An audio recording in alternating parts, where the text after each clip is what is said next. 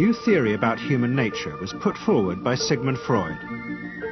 He had discovered, he said, primitive sexual and aggressive forces hidden deep inside the minds of all human beings. Forces which, if not controlled, led individuals and societies to chaos and destruction. This series is about how those in power have used Freud's theories to try and control the dangerous crowd in an age of mass democracy. At the heart of the story is not just Sigmund Freud, but other members of the Freud family.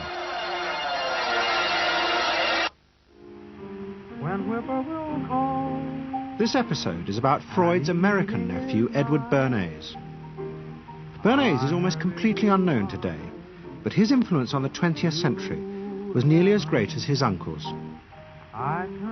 Because Bernays was the first person to take Freud's ideas about human beings and use them to manipulate the masses.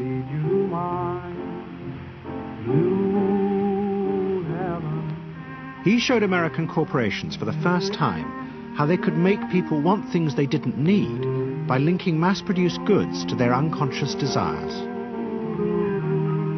Out of this would come a new political idea of how to control the masses. By satisfying people's inner selfish desires, one made them happy and thus docile. It was the start of the all-consuming self, which has come to dominate our world today.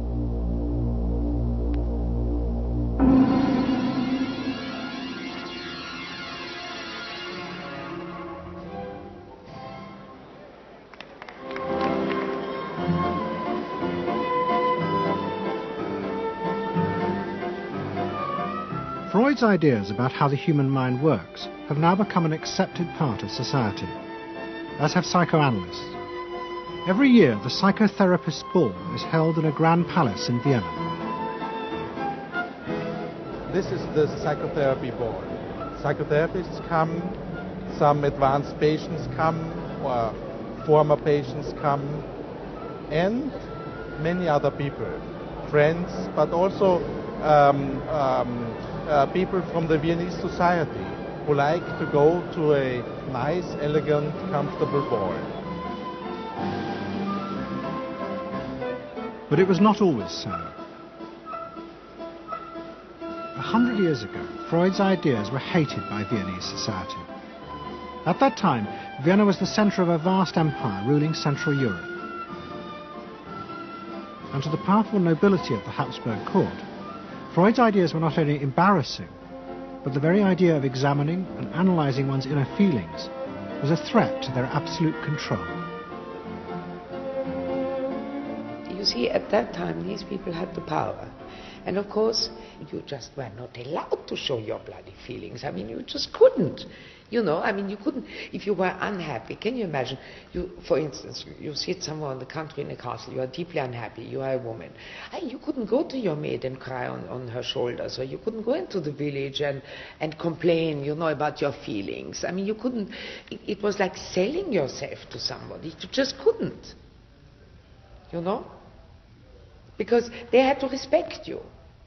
Now, of course, Freud, you see, put that thought very much into question, because you see, to examine yourself, you would have to put a lot of other things into question, your society, everything what surrounds you. And that wasn't a good thing at that time. Why not? Because your self-created empire, to a certain extent, would have fallen into bits much earlier already. But what frightened the rulers of the empire even more was Freud's idea that hidden inside all human beings were dangerous instinctual drives. Freud had devised a method he called psychoanalysis. By analysing dreams and free association, he had unearthed, he said, powerful sexual and aggressive forces which were the remnants of our animal past. Feelings we repressed because they were too dangerous. Freud devised a method for exploring a hidden part of the mind, which we nowadays call the unconscious, which is a part that is totally unknown to our consciousness, that there exists a barrier in all our minds which prevents these hidden and unwelcome impulses of the unconscious from emerging. Good night.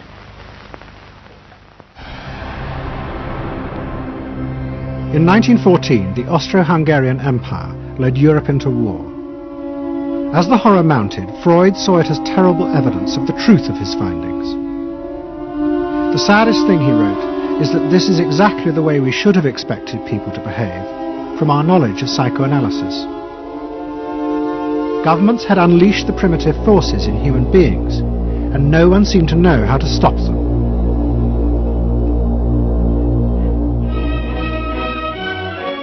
At that time, Freud's young nephew, Edward Bernays, was working as a press agent in America.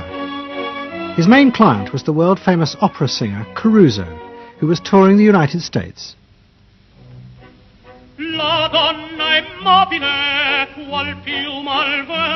Bernays' parents had emigrated to America 20 years before, but he kept in touch with his uncle and joined him for holidays in the Alps.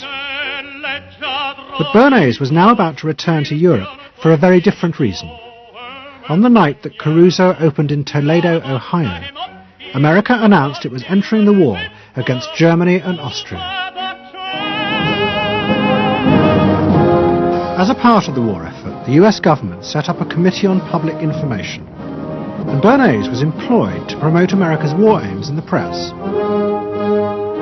The President, Woodrow Wilson, had announced that the United States would fight not to restore the old empires, but to bring democracy to all of Europe. And Bernays proved extremely skillful in promoting this idea, both at home and abroad.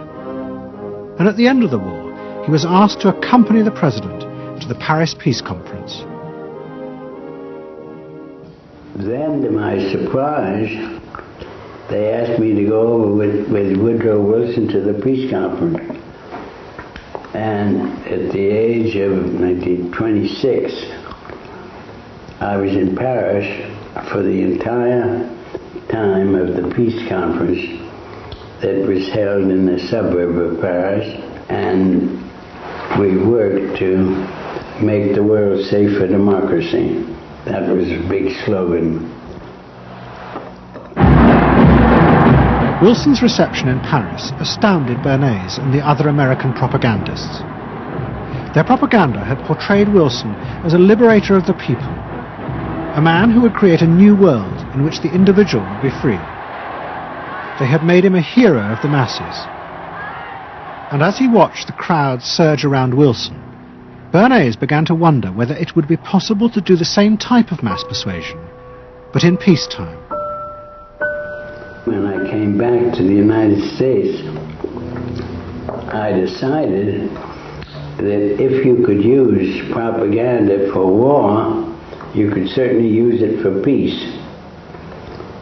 And propaganda got to be a bad word because of the Germans using it. So what I did was to try to find some other words. So we found the word Council on Public Relations. Bernays returned to New York and set up as a public relations counsel in a small office off Broadway. It was the first time the term had ever been used. Since the end of the 19th century, America had become a mass industrial society, with millions clustered together in the cities.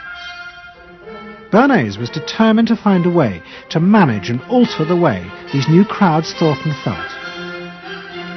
To do this, he turned to the writings of his uncle Sigmund.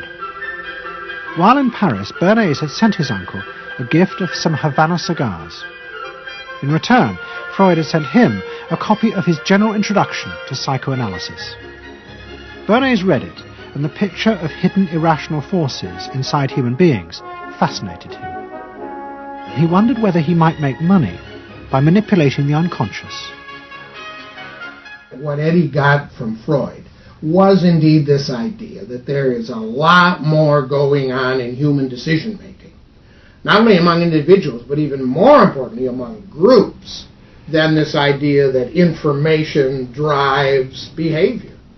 And so Eddie began to formulate this idea that you had to look at things that would play to people's irrational emotions.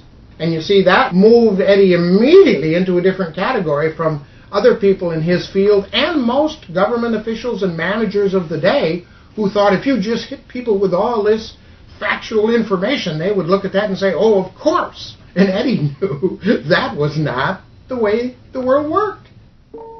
Bernays set out to experiment with the minds of the popular classes.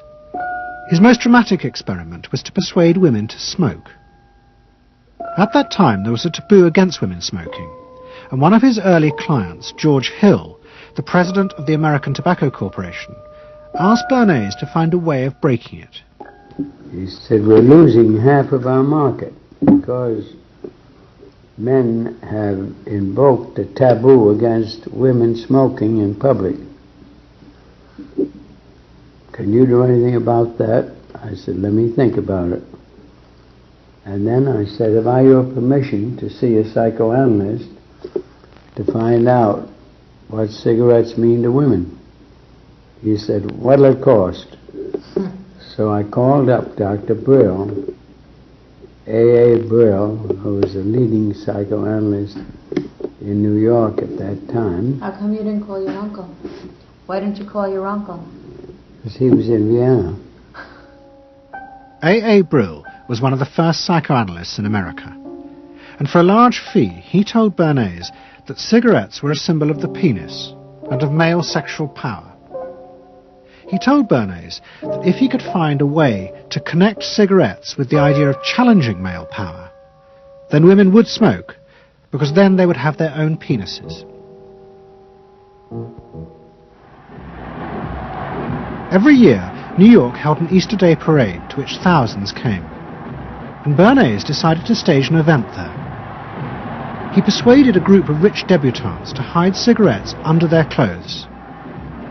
Then they should join the parade, and at a given signal from him, they were to light up the cigarettes dramatically. Bernays then informed the press that he had heard that a group of suffragettes were preparing to protest by lighting up what they called torches of freedom. He knew this would be an outcry, and he knew that all of the photographers would be there to capture this moment. And so he was ready with a phrase which was torches of freedom. And so here you have a symbol, women, young women, debutantes, smoking a cigarette in public with a phrase that means anybody who believes in this kind of equality pretty much has to support them in the ensuing debate about this, because torches of freedom. I mean, what's on all American coins? It's liberty. She's holding up the torch. You see? And so all of this is there together. There's emotion, there's memory, there's a rational phrase, even though it's using a lot of emotional elements. It's a phrase that works in a rational sense.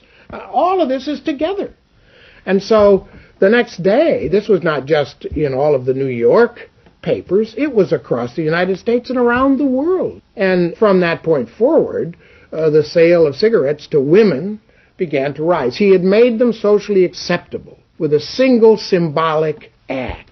What Bernays had created was the idea that if a woman smoked, it made her more powerful and independent, an idea that still persists today. Embrace me, my sweet embrace. It made him realize that it was possible to persuade people to behave irrationally if you link products to their emotional desires and feelings. The idea that smoking actually made women freer was completely irrational, but it made them feel more independent. It meant that irrelevant objects could become powerful emotional symbols of how you wanted to be seen by others. Eddie Bernays saw the way to sell product was not to sell it to your intellect, that you ought to buy an automobile, but that you will feel better about it if you have this automobile. I think he originated that idea, that they weren't just purchasing something, but they were engaging themselves emotionally or personally in the product or service. That it's not, you think you need a new piece of clothing, but you'll feel better with the piece of clothing. That was his contribution in a very real sense. We see it all over the place today, but I think he originated the idea of the emotional connect to a product or service. What Bernays was doing fascinated America's corporations. They had come out of the war rich and powerful, but they had a growing worry. The system of mass production had flourished during the war, and now millions of goods were pouring off production lines. What they were frightened of was the danger of overproduction, that there would come a point when people had enough goods and would simply stop buying. Up until that point, the majority of products were still sold to the masses on the basis of need. While the rich had long been used to luxury goods, for the millions of working-class Americans, most products were still advertised as necessities. Goods like shoes, stockings, even cars were promoted in functional terms for their durability. The aim of the advertisements was simply to show people the product's practical virtues, nothing more.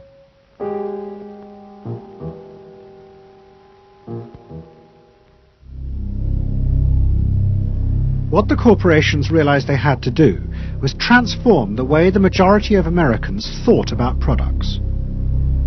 One leading Wall Street banker, Paul Mazur of Lehman Brothers, was clear about what was necessary. We must shift America, he wrote, from a needs to a desires culture. People must be trained to desire, to want new things even before the old have been entirely consumed. We must shape a new mentality in America. Man's desires must overshadow his needs. Prior to that time, there was no American consumer. There was the American worker, and there was the American owner, and they manufactured and they saved and they ate what they had to, and the people shopped for what they needed. And while the very rich may have bought things they didn't need, most people did not. And Mazur envisioned a break with that, where you would have things that you didn't actually need, but you wanted, as opposed to needed. And the man who would be at the center of changing that mentality for the corporations was Edward Bernays. Bernays really is the guy within the United States, more than anybody else, who sort of brings to the table psychological theory as something that is an essential part of how, from the corporate side, of how we are going to appeal to the masses effectively. And the whole sort of merchandising establishment and sales establishment is ready for Sigmund Freud. I mean, they are ready for understanding what motivates the human mind. And so that there's this real openness to Bernays' techniques being used to sell products to the masses. Beginning in the early 20s, the New York banks funded the creation of chains of department stores across America. They were to be the outlets for the mass-produced goods, and Bernays' job was to produce the new type of customer. Bernays began to create many of the techniques of mass consumer persuasion that we now live with. He was employed by William Randolph Hearst to promote his new women's magazines, and Bernays glamorized them by placing articles and advertisements that linked products made by others of his clients to famous film stars like Clara Bow, who was also his client. Bernays also began the practice of product placement in the movies, and he dressed the stars at the film's premieres with clothes and jewellery from other firms he represented.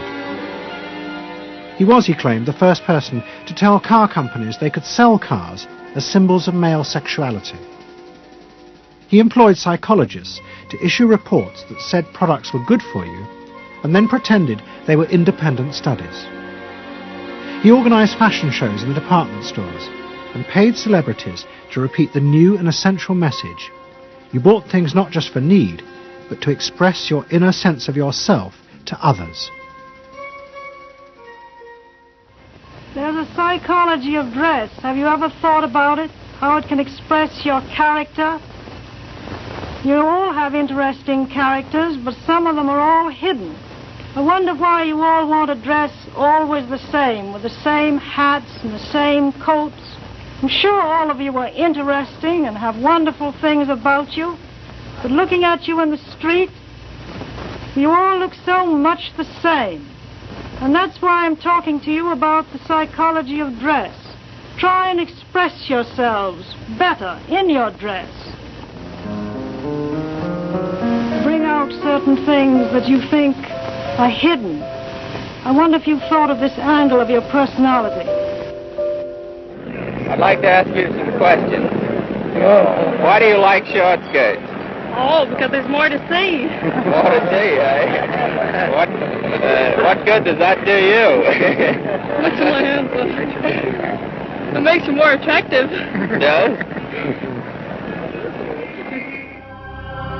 In 1927, an American journalist wrote, "A change has come over our democracy. It is called consumptionism. The American citizen's first importance to his country is now no longer that of citizen, but that of consumer." The growing wave of consumerism helped in turn to create a stock market boom. And yet again, Edward Bernays became involved, promoting the novel idea that ordinary people should buy shares, borrowing money from banks he also represented. And yet again, millions followed his advice. He was uniquely knowledgeable about how people in large numbers are going to react to products and ideas and so on. But in political terms, if he were to go out, so I can't imagine that he could get 3 people to stand and listen. Wasn't particularly articulate, was a kind of funny looking, and didn't have any sense of reaching out for people one-on-one. None at all. He didn't think about people in groups of one, thought about people in groups of thousands. So I would have nothing to do with it. Hello? Bernays soon became famous as the man who understood the mind of the crowd. And in 1924, the president contacted him. President Coolidge was a quiet, taciturn man and had become a national joke. The press portrayed him as a dull, humorless figure. Bernays' solution was to do exactly the same as he had done with products. He persuaded 34 famous film stars to visit the White House. And for the first time, politics became involved with public relations. And I lined up these 34 people, and I'd say, "What's your name?" He'd say, "Al Jolson." I'd say, "Mr. President, Al Jolson." Next day, every newspaper in the United States had a front page story. President Coolidge entertains actors at White House. And the Times had a headline which said, "President nearly laughed." And everybody was happy. But while Bernays became rich and powerful in America, in Vienna his uncle was facing disaster. Like much of Europe, Vienna was suffering an economic crisis and massive inflation, which wiped out all of Freud's savings. Facing bankruptcy, he wrote to his nephew for help. Bernays responded by arranging for Freud's works to be published for the first time in America, and began to send his uncle precious dollars, which Freud kept secretly in a foreign bank account. He was Freud's agent, if you will, to get his books published. Well, of course, once the books were being published, Eddie couldn't help himself but promote these books, see that everybody read them, make them controversial, emphasize the fact that, do you know what Freud says about sex and what he says cigarettes are a symbol of and so on and so forth? How do you suppose all those stories got out? Certainly the academics weren't spreading these around the country. Eddie Bernays was. Then, when Freud became accepted, well then, of course, to go to a client and say, "Well, Uncle Siggy," see, then that had some cachet. But notice there, first Eddie created Uncle Siggy in the U.S., made him acceptable, secondly, and thirdly, then capitalized on Uncle Siggy. Typical Bernays performance. Bernays also suggested that Freud promote himself in the United States. He proposed his uncle write an article for Cosmopolitan, a magazine that Bernays represented, entitled "A Woman's Mental Place in the Home." Freud was furious. Such an idea, he said, was unthinkable. It was vulgar, and anyway, he hated America. Freud was now becoming increasingly pessimistic about human beings. In the mid-20s, he retreated in the summers to the Alps, sometimes staying in an old hotel, the Pension Moritz in Berchtesgaden. It is now a ruin. Freud began to write about group behavior, about how easily the unconscious aggressive forces in human beings could be triggered when they were in crowds. Freud believed he had underestimated the aggressive instincts in human beings. They were far more dangerous than he had originally thought. After World War I, Freud was basically a pessimist. He felt that man is an impossible creature, a very, very sadistic and bad species, and did not believe that man can be improved. Man is a ferocious animal, the most ferocious animal that exists. They enjoy torturing and killing, and he didn't like man. The publication of Freud's works in America had an extraordinary effect on journalists and intellectuals in the 1920s. What fascinated and frightened them was the picture Freud painted of submerged, dangerous forces lurking just under the surface of modern society. Forces that could erupt easily to produce the frenzied mob which had the power to destroy even governments. It was this they believed had happened in Russia. To many, this meant that one of the guiding principles of mass democracy was wrong. The belief that human beings could be trusted to make decisions on a rational basis. The leading political writer, Walter Lippmann, argued that if human beings were in reality driven by unconscious, irrational forces, then it was necessary to rethink democracy. What was needed was a new elite who could manage what he called the bewildered herd. This would be done through psychological techniques that would control the unconscious feelings of the masses. So here you have Walter Lippmann, probably the most influential political thinker in the United States, who is essentially saying that the basic mechanism of the mass mind is unreason, is irrationality, is animality. He believes that the mob in the street, which is how he sees ordinary people, are people who are driven not by their minds but by their spinal cords. The notion of kind of animal drives, unconscious instinctual drives lurking beneath the surface of civilization. And so they started looking towards psychological science as a way of understanding the mechanisms by which the popular mind works, specifically with the goal of figuring out how to understand how to apply those mechanisms to strategies for social control. Edward Bernays was fascinated by Lippmann's arguments and also saw a way to promote himself by using them. In the 1920s, he began to write a series of books which argued that he had developed the very techniques Lippmann was calling for. By stimulating people's inner desires and then sating them with consumer products, he was creating a new way to manage the irrational force of the masses. He called it the engineering of consent. Democracy, to my father, was a wonderful concept, but I don't think he felt that all those publics out there had reliable judgment, and that they very easily might vote for the wrong man or want the wrong thing, so that they had to be guided from above. It's enlightened despotism in a sense. You appeal to their desires and their unrecognized longings, that sort of thing.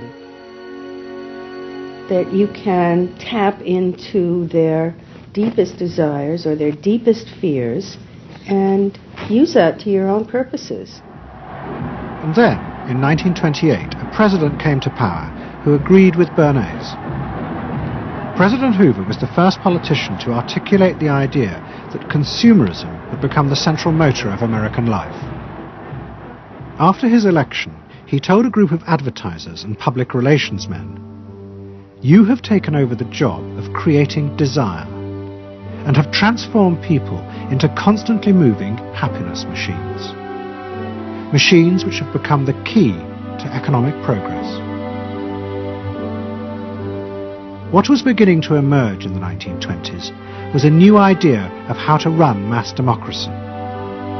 At its heart was the consuming self, which not only made the economy work, but was happy and docile, and so created a stable society. Both Bernays and Littman's concept of managing the masses takes the idea of democracy and it turns it into a palliative.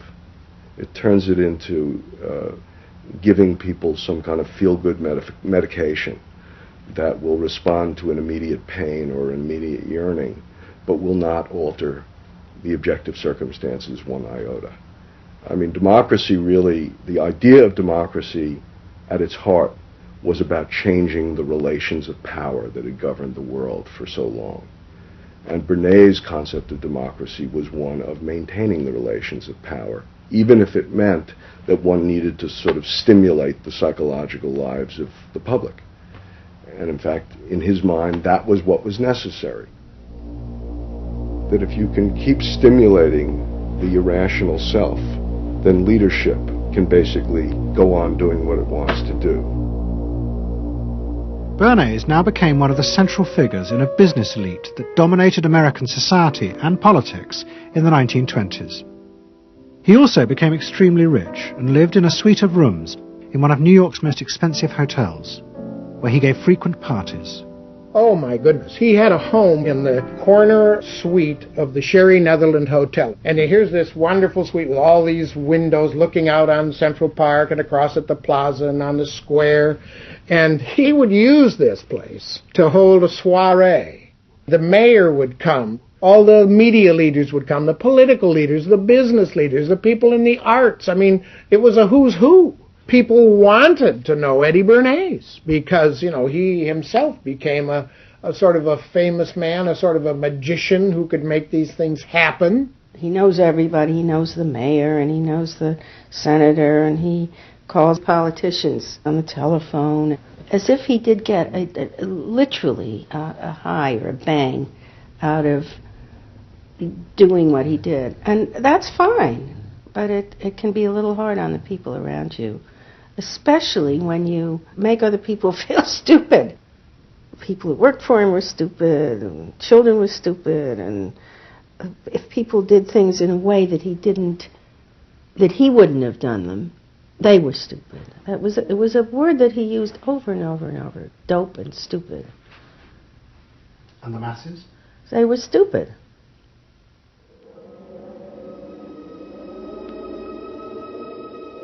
But Bernays' power was about to be destroyed dramatically, and by a type of human irrationality he could do nothing to control. At the end of October 1929, Bernays organised a huge national event to celebrate the 50th anniversary of the invention of the light bulb. President Hoover, the leaders of major corporations, and bankers like John D. Rockefeller were all summoned by Bernays to celebrate the power of American business. But even as they gathered, news came through that shares on the New York Stock Exchange were beginning to fall catastrophically.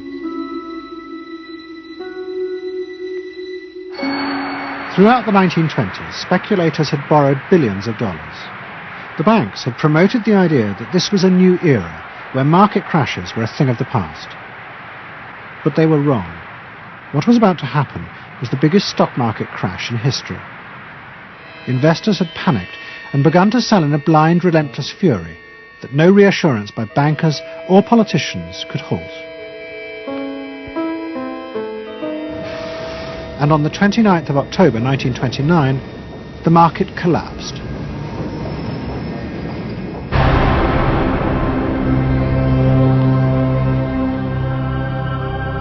The effect of the crash on the American economy was disastrous.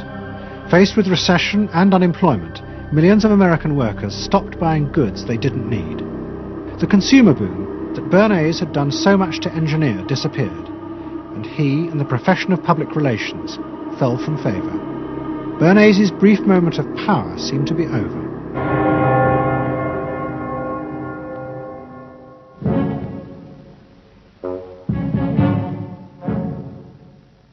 The effect of the Wall Street crash on Europe was also catastrophic. It intensified the growing economic and political crisis in the new democracies. In both Germany and Austria, there were violent street battles between the armed wings of different political parties. Against this backdrop, Freud, who was suffering from cancer of the jaw, retreated yet again to the Alps. He wrote a book called Civilization and Its Discontents. It was a powerful attack on the idea that civilization was an expression of human progress. Instead, Freud argued, civilization had actually been constructed to control the dangerous animal forces inside human beings. What was implicit in Freud's argument was that the ideal of individual freedom, which was at the heart of democracy, was impossible. Human beings could never be allowed to truly express themselves because it was too dangerous. They must always be controlled and would thus always be discontent.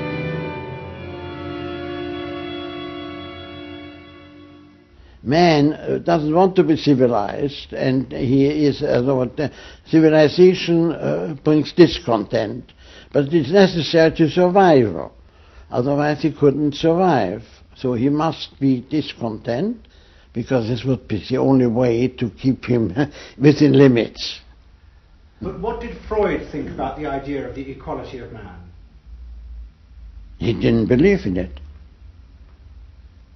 We had 32 parties, and Hitler said, before those parties don't vanish, there is no Germany. That's true. You can't have 32 parties. And so they felt, this one person will put an end to this comedy. Freud was not alone in his pessimism. Politicians like Adolf Hitler emerged from a growing despair in the 1920s about democracy. The Nazis were convinced that democracy was dangerous because it unleashed a selfish individualism, but didn't have the means to control it. Hitler's party, the National Socialists, stood in elections, promising in their propaganda that they would abandon democracy because of the chaos and unemployment it led to. Die Parteien versprachen den Himmel auf Erden.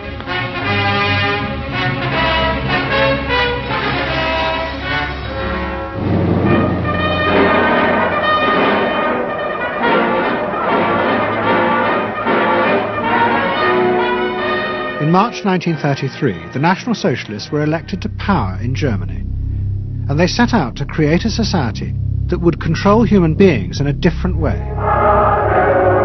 One of their first acts was to take control of business. The planning of production would in future be done by the state. The free market was too unstable, as the crash in America had proved. Workers' leisure time was also planned by the state through a new organization called Strength Through Joy. One of its mottos was service, not self.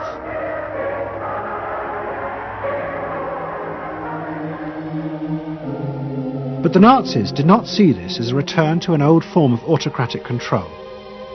It was a new alternative to democracy, in which the feelings and the desires of the masses would still be central, but they would be channeled in such a way as to bind the nation together. The chief exponent of this was Joseph Goebbels, the Minister of Propaganda. Es mag gut sein, Macht zu besitzen, die auf Gewehren ruht. Besser aber und beglückender ist es, das Herz eines Volkes zu gewinnen und es auch zu behalten. Goebbels organized huge rallies, whose function, he said, was to forge the mind of the nation into a unity of thinking, feeling, and desire. One of his inspirations, he told an American journalist, was the writings of Freud's nephew, Edward Bernays. In his work on crowd psychology, Freud had described how the frightening irrationality inside human beings could emerge in such groups. The deep, what he called libidinal forces of desire, are given up to the leader, while the aggressive instincts are unleashed on those outside the group. Freud wrote this as a warning. But the Nazis were deliberately encouraging these forces because they believed they could master and control them. Well,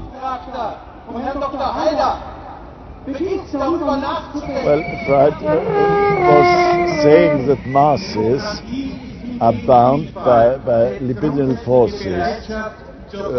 They love each other and delegate their ideas and their feelings to the chap on top. What are libidinal forces?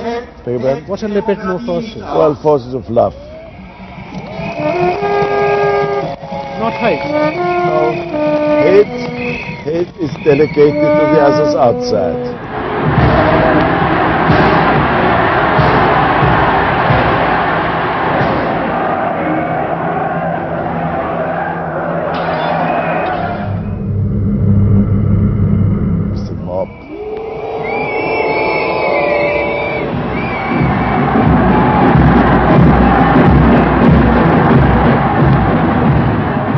I could see from afar, looking up Wilhelmstraße towards unter den Linden, how those 100,000 of people, when they passed Hitler, they just became completely delirious. They began to shout these cries I will never get out of my ears. Heil, Sieg, Heil. They demented. And here I got confirmation how those irrational forces, uncontrollable forces in Germany, in the Germans, had erupted, had broken out, were running riot, were departing, marching on.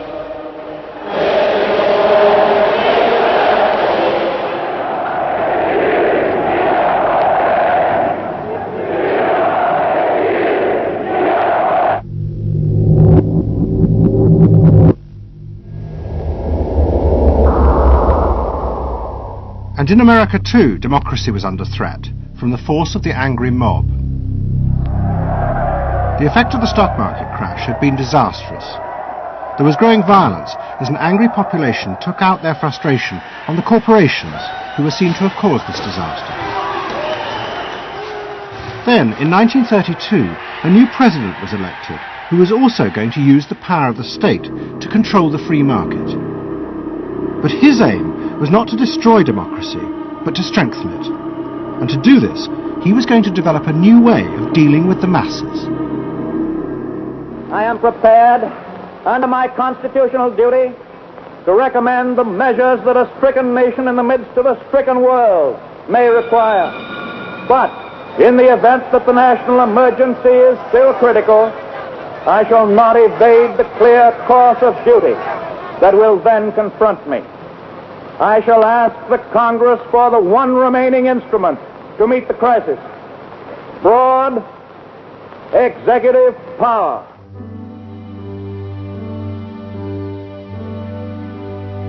It was the start of what would become known as the New Deal. Roosevelt assembled a group of young technocrats and planners in Washington. He told them that their job was to plan and run giant new industrial projects for the good of the nation. Roosevelt was convinced that the stock market crash had shown that laissez-faire capitalism could no longer run modern industrial economies. It had become the job of government.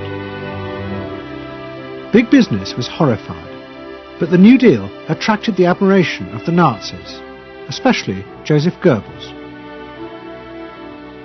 Wir betrachten die wirtschaftliche Entwicklung in Amerika mit dem allergrößten positiven Interesse.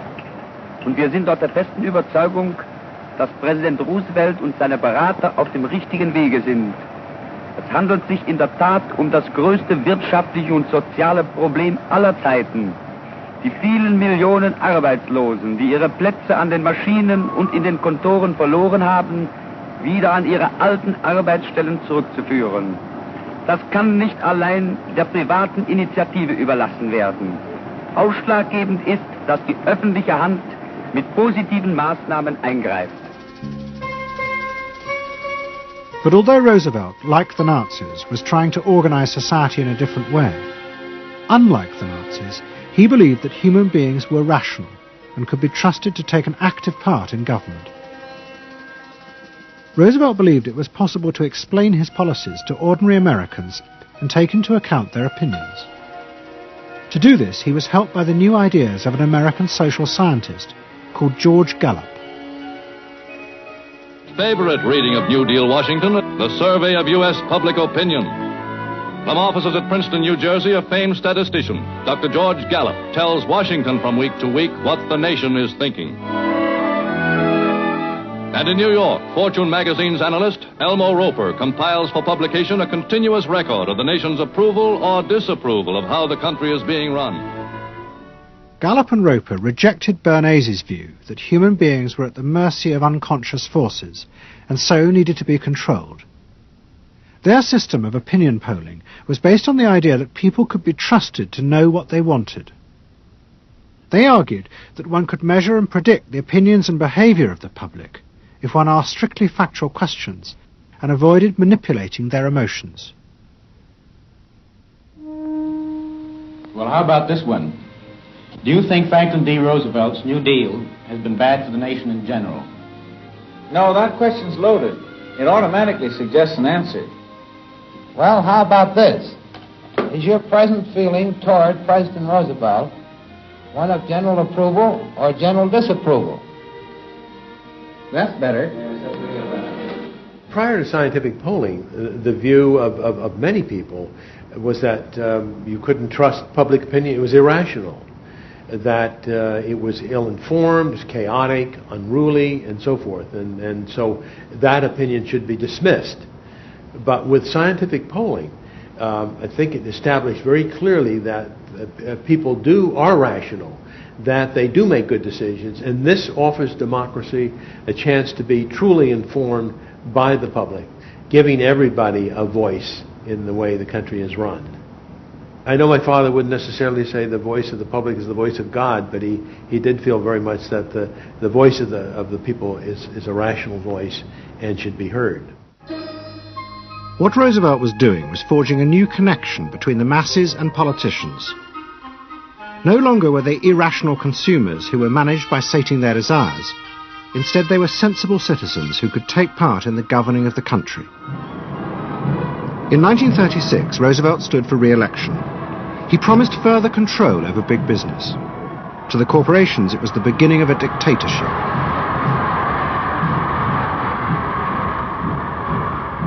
Roosevelt interferes with private enterprise, and is running the country into debt for generations to come.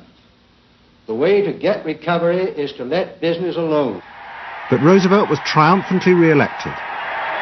It looks, my friends, like a real landslide this time. So please let me thank you again and tell you that I hope to see you all very soon and bid you an affectionate good night. Faced with this, business now decided to fight back, to regain power in America. At the heart of the battle would be Edward Bernays and the profession he had invented, public relations. Following that election, business people start to get together and start to carry on discussions, primarily in private, and they start talking to each other about the need to sort of carry on ideological warfare against the New Deal and to sort of reassert the sort of connectedness between the idea of democracy on the one hand and the idea of privately owned business on the other. And so, under the umbrella of an organization which still exists, which is called the National Association of Manufacturers, and whose membership included all of the major corporations of the United States, a campaign is launched explicitly designed to create emotional attachments between the public and big business. It's Bernays' techniques being used on a grand scale. I mean, totally.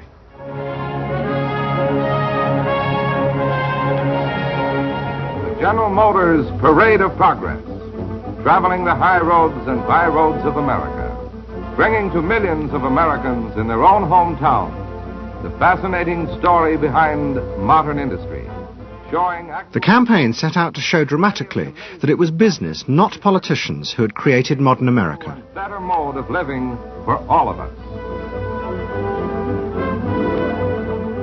Bernays was an advisor to General Motors, but he was no longer alone. The industry he had founded now flourished as hundreds of public relations advisors organized a vast campaign. They not only used advertisements and billboards, but managed to insinuate their message into the editorial pages of the newspapers. It became a bitter fight. In response to the campaign, the government made films that warned of the unscrupulous manipulation of the press by big business. And the central villain was the new figure of the public relations man. They tried to achieve their ends by working entirely behind the scenes, corrupting and deceiving the public. The aims of such groups may be either good or bad, so far as the public interest is concerned, but their methods are a grave danger to democratic institutions. The films also showed how the responsible citizen could monitor the press themselves. They could create a chart that analysed the reporting for signs of hidden bias. But such earnest instruction was to be no match for the powerful imagination of Edward Bernays. He was about to help create a vision of the utopia that free market capitalism would build in America if it was unleashed.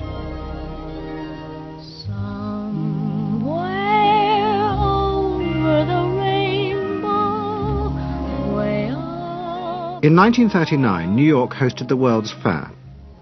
Edward Bernays was a central advisor. He insisted that the theme be the link between democracy and American business.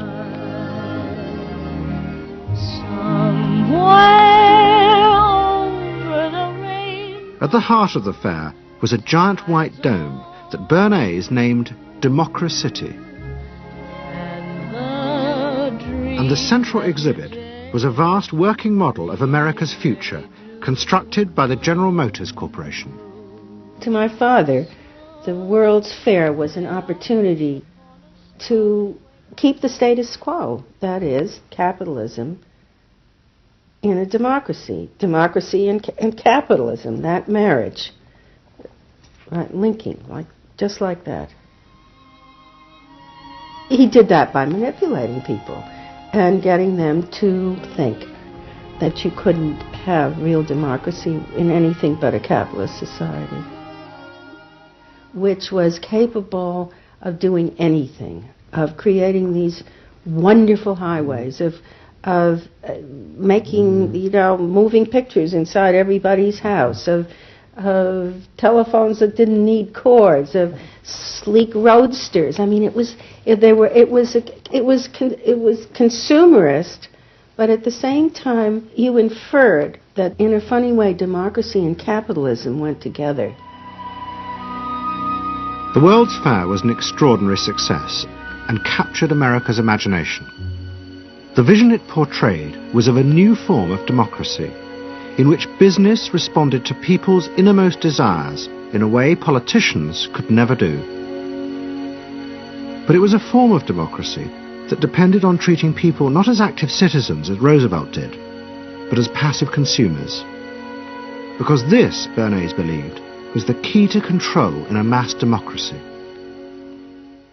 It's not that the people are in charge, but that the people's desires are in charge. The people are not in charge. The people exercise no decision-making power within this environment. So democracy is reduced from something which assumes an active citizenry to the idea of the public as passive consumers. Driven primarily by instinctual or unconscious desires, and that if you can in fact trigger those needs and desires, you can get what you want from them. But this struggle between the two views of human beings as to whether they were rational or irrational was about to be dramatically affected by events in Europe. Events that would also change the fortunes of the Freud family. In March 1938, the Nazis annexed Austria. It was called the Anschluss. Hitler arrived in Vienna to an extraordinary outpouring of mass adulation. But even as he drove through the city, behind the scenes, the Nazis were systematically whipping up and unleashing the hatred of the crowd against the enemies of the new Greater Germany. The Anschluss was a kind of explosion of terrible hatred against the enemies, so-called enemies, or whatever they considered enemies, against the Jews totally, and also against a lot of very decent Austrians who had opposed the Nazis in Austria. They said it's legitimate, now you can do what you want, so they did it. Stealing, robbing and killing, I can't say it otherwise. And human depravity, of course, is always very near to normal behavior. It can change very quickly.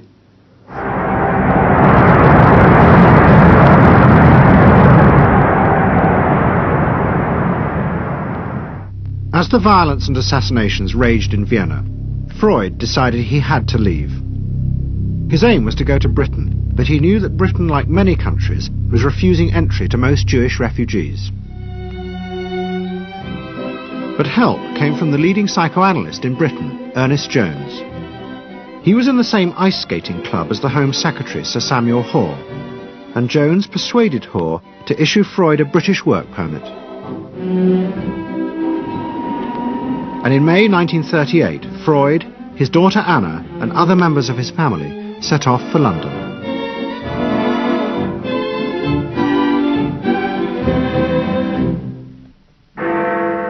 Freud arrived in London as Britain was preparing for war, and he settled with his daughter Anna in a house in Hampstead. But Freud's cancer was now far advanced, and in September 1939, just 3 weeks after the outbreak of war, he died.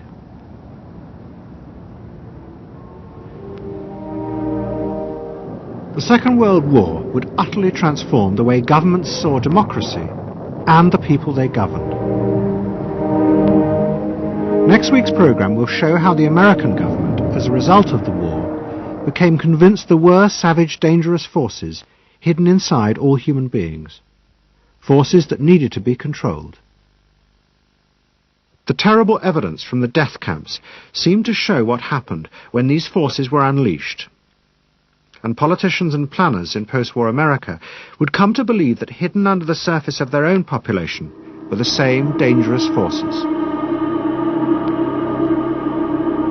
And they would turn to the Freud family to help control this enemy within.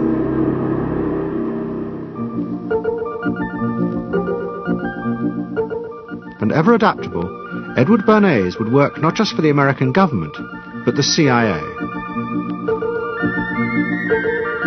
And Sigmund Freud's daughter Anna would also become powerful in the United States, because she believed that people could be taught to control the irrational forces within them. Out of this would come vast government programs to manage the inner psychological life of the masses.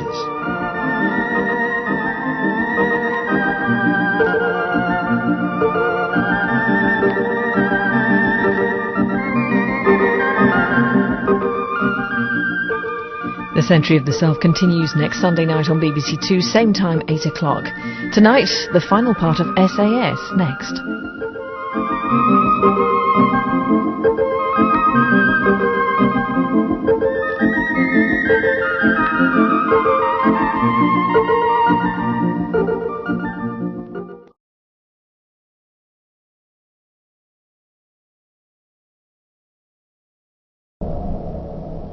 Let's say a word about dreams.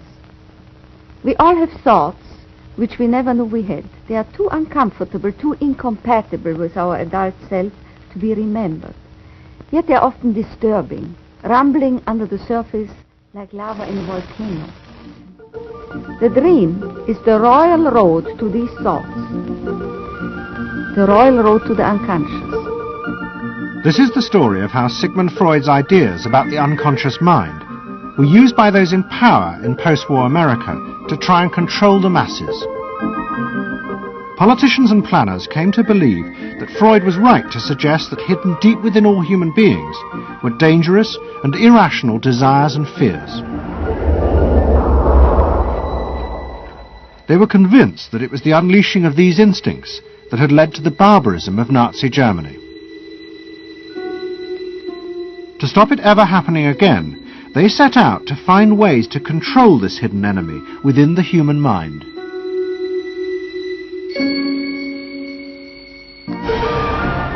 At the heart of the story are Sigmund Freud's daughter Anna and his nephew Edward Bernays, who had invented the profession of public relations. Their ideas were used by the US government, big business and the CIA to develop techniques to manage and control the minds of the American people. Those in power believed that the only way to make democracy work and create a stable society was to repress the savage barbarism that lurked just under the surface of normal American life.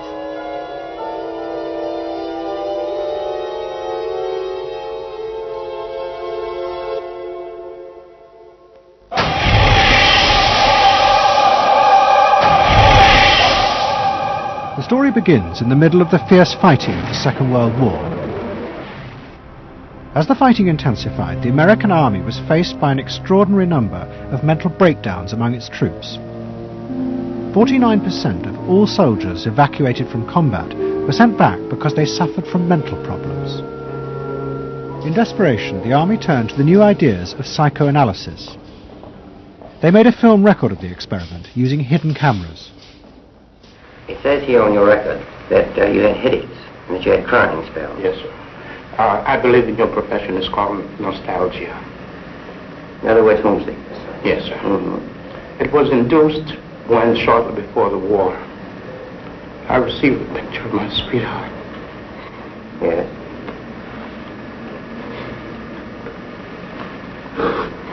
Mm-hmm.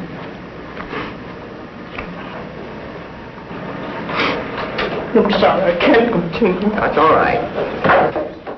It was the first time that anyone had paid such attention to the feelings and anxieties of ordinary people. At the heart of the experiment were a number of refugee psychoanalysts from Central Europe. They worked with American psychiatrists to guide and shape the project. When I first came to America, I worked in the psychiatric service with soldiers trying to rehabilitate them. And I traveled in the train from the East Coast to the West Coast. I was enormously curious what goes on in all of those little towns that the train is passing. After my years in the army, I knew exactly what everybody was doing in the little towns.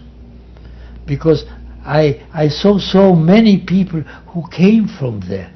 And I understood their aspirations, their disappointments, and so forth. So it was as if somebody invited me to a privileged tour into the inner soul of America. I'm not doing this deliberately, so please believe me. I do believe you. A display of emotion is sometimes very helpful. I hope so, sir. Sure, it gets it off your chest.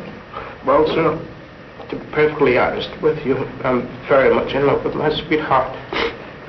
She has been the one person that gave me a sense of importance, in that through her cooperation with me, we were able to surmount so many obstacles. Take it easy now, just talk to... The psychoanalysts used techniques developed by Freud to take the men back into their past. They became convinced that the breakdowns were not the direct result of fighting.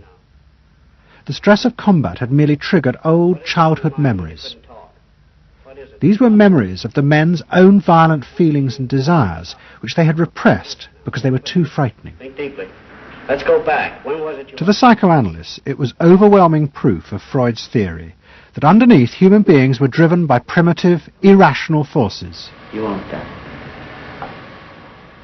World War II was a major shattering experience because I discovered the enormous role of the irrational in the lives of most people.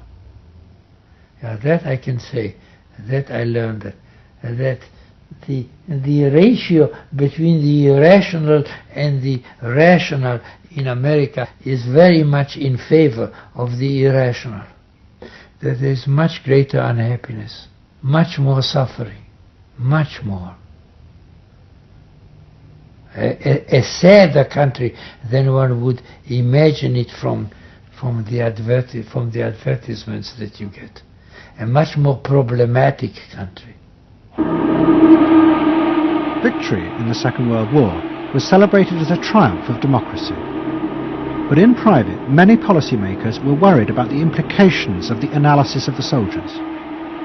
It seemed to show that underneath every American were irrational, violent drives. What had happened in Germany seemed to bear this out. The complicity of so many ordinary Germans in mass killings during the war showed just how easily these forces could break through and overwhelm democracy.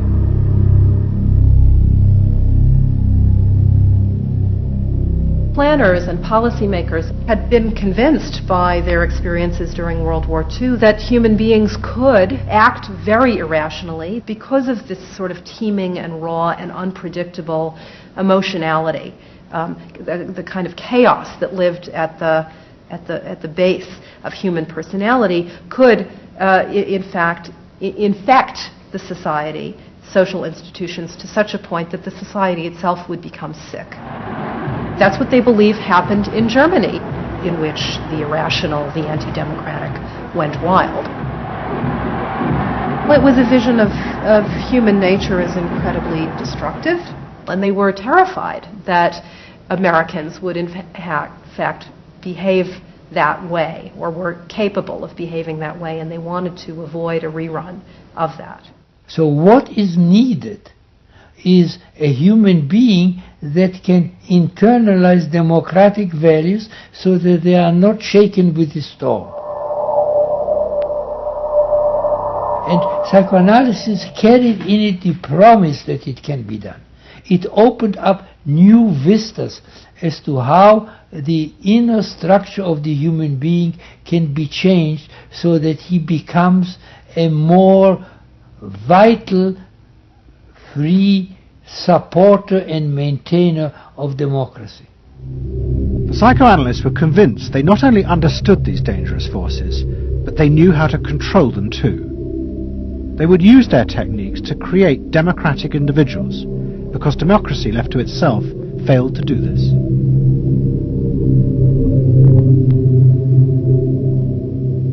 The source of this idea was not only Sigmund Freud, but his youngest daughter, Anna. She had fled with her father to London before the outbreak of war, and after he died, Anna Freud became the acknowledged leader of the world psychoanalytic movement. She saw her job as to fulfill her father's dream of making his ideas accepted throughout the world. At the center of the Freud movement stood Tante Anna, because she managed to work herself into that position. She was recognized as that, and not just because she was a daughter. She worked on that. She was rather forbidding. She was not, to me, a warm person, not an aunt you could kiss or put your arms around. Not at all. And her whole life rotated around the spreading of psychoanalysis. Freud himself had seen the role of psychoanalysis as allowing people to understand their unconscious drives. But Anna Freud believed it was possible to teach individuals how to control these inner forces. She had come to believe this through analysing children, above all the children of her close friend, Dorothy Burlingham. Dorothy Burlingham was an American millionairess who in the 1920s fled a failed marriage and brought her children to Anna Freud in Vienna. They were suffering terrible anxieties and aggression, but Anna Freud was convinced she could free them from this by changing the world around them. She thought that she could come in and into their environment, essentially, because they were children, you see. They didn't have independent lives of their own. She could go talk to the parents or the mother. She could go to the schools. She could influence their real world, the actual external world, to change their lives and to help them. And to change them as people? I think that was part of what her idea was, is that she felt that she could change them. From her analysis of the Burlingham children, Anna Freud developed a theory of how to control the inner drives. It was simple. You taught the children to conform to the rules of society. But this was more than just moral guidance. Anna Freud believed that if children like the Burlinghams strictly followed the rules of accepted social conduct, then as they grew up, the conscious part of their mind, what was called the ego, would be greatly strengthened in its struggle to control the unconscious. But if children did not conform, their ego would be weak, and they would be prey to the dangerous forces of the unconscious. In my father's case, they were concerned that he would be a homosexual. And so a lot of their efforts went into preventing or trying to stop my father from becoming a homosexual. Whether or not he would have or did, or it's unknown to me. Why did they want to stop him? Because they felt it was abnormal. It wasn't a normal way to develop. They wanted to have him develop along lines that society recognized to be normal, because if they didn't, then you're going to be under the control of forces that you don't understand, that you're not even aware of. The analysis seemed to be a great success, and in the 30s the Burlingham children had returned to America. They settled down to happy married lives in the suburbs. What they didn't realize was that their experience was about to become a template for a giant social experiment to control the inner mental life of the American population. In 1946, President Truman signed the National Mental Health Act. It had been born directly out of the wartime discoveries by psychoanalysts that millions of Americans who had been drafted suffered hidden anxieties and fears. The aim of the act was to deal with this invisible threat to society. Shocked by the appalling percentage of the emotionally unstable revealed by the World War II draft figures, Congress in 1946 passed the National Mental Health Act, which recognized for the first time that mental illness was a national problem. Keenly aware of the tremendous problems ahead is Dr. Robert H. Felix, director of the vast new project. A primary objective of the National Mental Health Program is to increase our fund of scientific knowledge about mental health and about mental illness. We're not doing this. Why? Because there are all too few skilled mental health workers. Two of the principal architects of the Act were the Menninger brothers, Carl and Will. Will had run the wartime psychotherapy experiments, and now he and his brother began to train hundreds of new psychiatrists. The Menningers were convinced that it would be possible to apply Anna Freud's ideas on a wide scale, and to adults as well as children. The psychiatrist's job would be to teach ordinary Americans how to control their unconscious drives. Psychoanalysis could be used to make a better society. They said psychoanalytic thinking could make for the betterment of society, because you could change the way the mind functioned. And you could take the ways in which people did hurtful things to themselves and others and alter them by enlarging their understanding. And this was the vision psychoanalysis brought. That you could really change people. That you could really change people. And you could change them almost in limitless ways. In the late 40s, a vast project began in America to apply the ideas of psychoanalysis to the masses. Psychological guidance centers were set up in hundreds of towns. They were staffed by psychiatrists who believed it was their job to control the hidden forces inside the minds of millions of ordinary Americans. Yes, I need something done. I need some help. Did you have any particular teachers that you liked, any sort? I liked all my teachers except one, I remember. Well, what was the trouble with this one? I don't know, she just scared me most of the time. Holler at me and I'd run outside and vomit. I hate my brother. Loathe him. Despise him. At the same time, thousands of counselors were trained to apply psychoanalysis to marriage guidance. And social workers were sent out to visit people's homes and advise on the psychological structure of family life. Behind all this was the fundamental idea of Anna Freud's, that if people were encouraged to conform to the accepted patterns of family and social life, then their ego would be strengthened. They would be able to control the dangerous forces within them. When your emotions control your actions, it affects not only yourself, but the people around you. And if this sort of flare-up is repeated often, it might lead to a permanently warped personality. You can control the fire of your emotions so that your personality becomes more pleasant.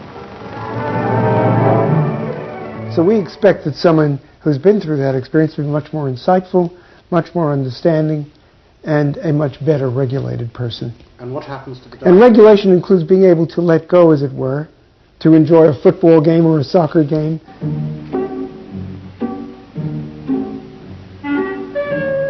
A more understanding, yes, rational, but also appropriately emotional person. The regulatory aspects of the human mind would really be in charge. Instead of being overwhelmed by our passions and by our darker impulses. That one would be master or mistress of one's own passions. They just felt that the road to happiness was in adapting to the external world in which they lived.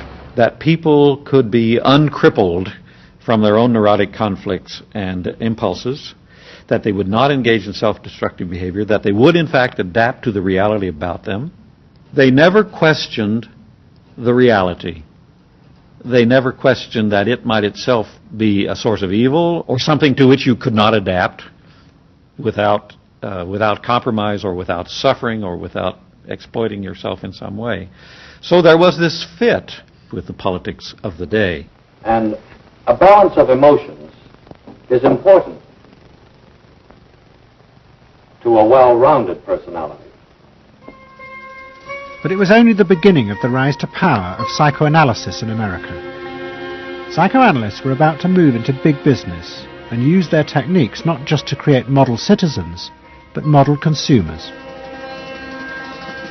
Last week's episode showed how Freud's American nephew, Edward Bernays, had been the first to convince American corporations that they could sell products by connecting them with people's unconscious feelings. But now, a group of psychoanalysts were going to take what Bernays had begun and invent a whole range of techniques to get inside and manage the unconscious mind of the consumer. They were led by Ernest Dichter. Dichter had practiced next door to Freud in Vienna, but he had come to America and set up the Institute for Motivational Research in an old mansion north of New York.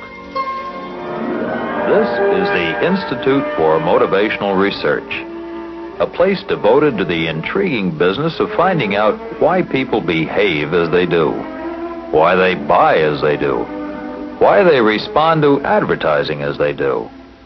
And this is Dr. Ernest Dichter.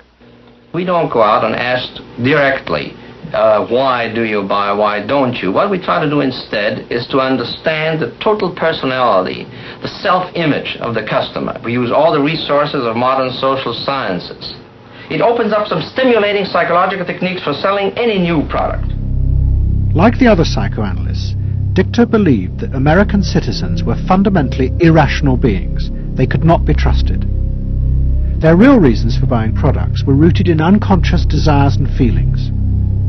And Dichter wanted to find ways to uncover what he called the secret self of the American consumer. He was trying to get out of people's mind the unconscious motivations that they had for purchasing. These could be sexual, they could be psychological, they could be sociological, they could be a demand for status, a demand for recognition. There were things that people couldn't verbalize or wouldn't verbalize because they were too secret to them. They were too much a part of their nature, and they would be embarrassed. They would be embarrassed if they came out and said things like this. He would interview people, but not ask them direct questions, but let them talk freely like you do in psychoanalysis. And that was his background. And so he said, why can't we have a group therapy session about products? All right? And so Dichter built this room up above his garage, and he said we can have psychoanalysis of products. They can actually act out and verbalize their wants and needs. What we're going to do is try a couple of these salad dressings. So let's see what happens. Here is our typical housewife. She doesn't follow the instructions. And they could be observed and watched, and other people could comment, and they could talk about it, and everybody could join in. He was the first to do this. This was absolutely the first thing that was ever done. And he had a movie projector up there where you could show advertisements and things like that, and people could react to them. And he invented the whole technique for mining the unconscious about the hidden psychological wants that people had about products. This became the focus group. It worked. Dichter's breakthrough came with a focus group study he did for Betty Crocker Foods. Like many food manufacturers in the early 50s, they had invented a new range of instant convenience foods. But although consumers had told market researchers they would welcome the idea, in fact they were refusing to buy them. The worst problem was the Betty Crocker cake mix. Dichter did a series of focus groups where housewives free associated about the cake mix. He concluded that they felt unconscious guilt at the new image being promoted of ease and convenience. In other words, he understood that the barrier to the consumption of the product was the housewife's feeling of guilt about using it. They basically, on one hand, wanted to make it easy for themselves, but they felt guilty about it. So what you've got to do in those circumstances is remove the barrier being guilt. The way you do that is to give the housewife a greater sense of participation. And how do you do that? By adding an egg. Simple as that. As simple as that. Dichter told Betty Crocker to put an instruction on the packet that the housewife should add an egg. It would be an unconscious symbol, he said, of the housewife mixing in her own eggs as a gift to her husband, and so would lessen the guilt. Betty Crocker did it, and the sales soared. My cake is ready.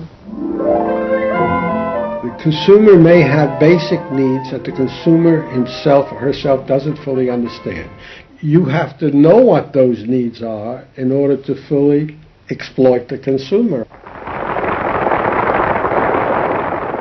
Is it wrong to give people what they want by taking away their defenses, helping remove their defenses? It seems so much longer than last year. It is. Nearly 4 inches longer in some models. Oh. Dichter's success led to a rush by corporations and advertising agencies to employ psychoanalysts. They became known as the Depth Boys, and they promised to show companies how to make millions by connecting their products with people's hidden desires. Dichter himself became a millionaire, famous for inventing slogans like "a tiger in your tank." Even the marketing of the Barbie doll came from a children's focus group. And so it goes. But Dichter was convinced that this was far more than just selling.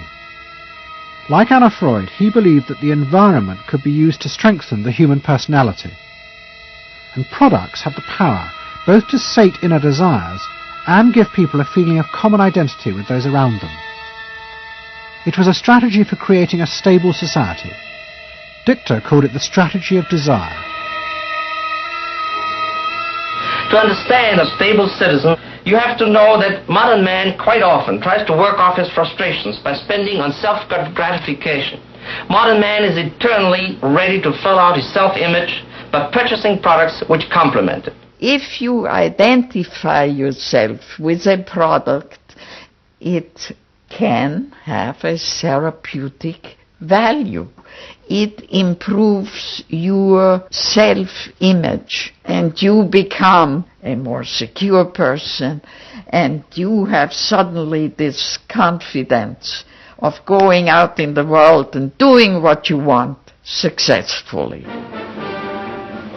Bernays believed that that would then improve the whole of our society and become the best society on this planet.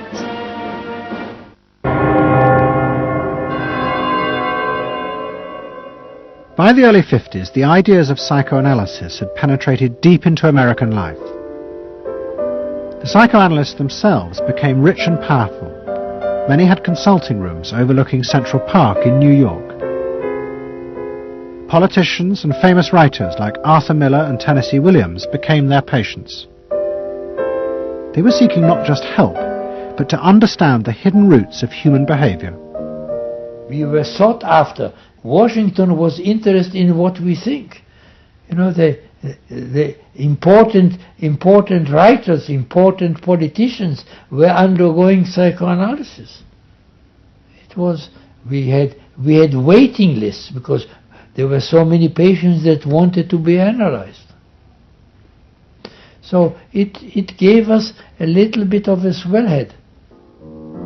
And as the psychoanalysts' ideas took hold in America, a new elite began to emerge in politics, social planning, and in business. What linked this elite was the assumption that the masses were fundamentally irrational. To make a free market democracy like America work, one had to use psychological techniques to control mass irrationality. They actually believed that this elite was necessary because individual citizens were not capable, if left alone, of being democratic citizens. The elite was necessary in order to create the conditions that would produce individuals capable of behaving as a good consumer and also behaving as a democratic citizen. They didn't see their activities as anti-democratic, as undermining the capacity of individual citizens for democracy. Quite the opposite. They understood that they were creating the conditions for democracy's survival and future. The rise of psychoanalysis to power in America was an extraordinary triumph for Anna Freud and her tireless promotion of her ideas. She remained in England, living with Dorothy Burlingham. On the surface, it was an idyllic life. She and Dorothy had bought a weekend cottage on the Suffolk coast. And in the summers, Dorothy's children came from America to visit with the grandchildren. But underneath, things were going badly wrong. Both Bob and Mabby Burlingham, who Anna Freud had analysed in the 1930s, had suffered personal breakdowns, and their marriages were collapsing. Bob was drinking heavily, and Mabby suffered terrible anxieties. The real reasons for the visits to England were yet more analysis with Anna Freud. Well, the problem was that it didn't look very good, did it? Because here you have somebody who's having nervous breakdowns and is having alcoholic binges. And this is not exactly, doesn't really sit well.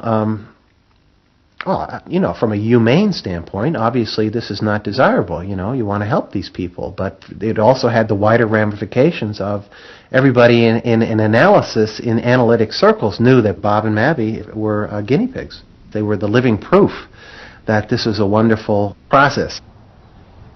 It was very much swept under the rug. It didn't get out. I mean, these people had such, their power and influence was such that, you know, you were very careful. Anna Freud was a very powerful person, and you were the grandchildren, and she knew a great deal more than you did about what went on in your parents' lives and so forth. It was not something you were going to tangle with, and you were a product of the whole situation. But at the same time, we all knew that something was really out of whack. As she grew older, she became more and more important, didn't she? Politically and scientifically, but she didn't know when to stop. She was a bit too righteous. What she did was always the thing, and she would never, to my knowledge, acknowledge that she could make a mistake or be wrong. That is my feeling. But the power and influence of the Freud family in America was about to grow even more. Politicians were about to turn to Anna Freud's cousin, Edward Bernays, for help in a time of crisis. He was going to manipulate the inner feelings and fears of the masses to help America's politicians fight the Cold War. I don't mean to say, and no one can say to you, that there are no dangers. Of course there are risks if we are not vigilant. But we do not have to be hysterical. In 1953, the Soviet Union exploded its first hydrogen bomb, and the fear of nuclear war and communism gripped the United States. Those in power became concerned about how to reassure the population. Committees were set up and public information films made, appealing for calm in the face of new threats, like nuclear fallout. It's the fallacy of devoting 85% of one's worrying capacity to an agent that constitutes only about 15% of an atomic bomb's destroying potential. At this point, Edward Bernays was living in New York. In the 1920s, he had invented the profession of public relations and was now one of the most powerful PR men in America.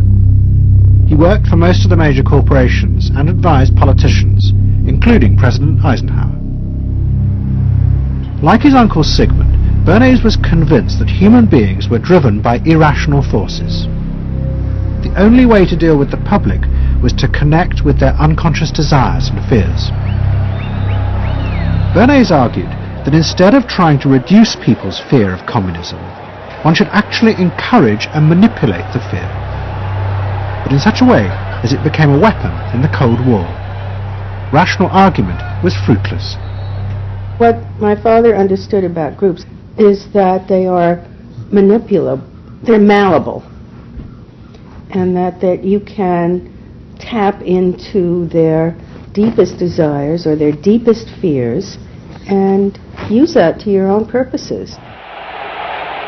I don't think he felt that all those publics out there had reliable judgment, that they very easily might vote for the wrong man or want the wrong thing, so that they had to be guided from above.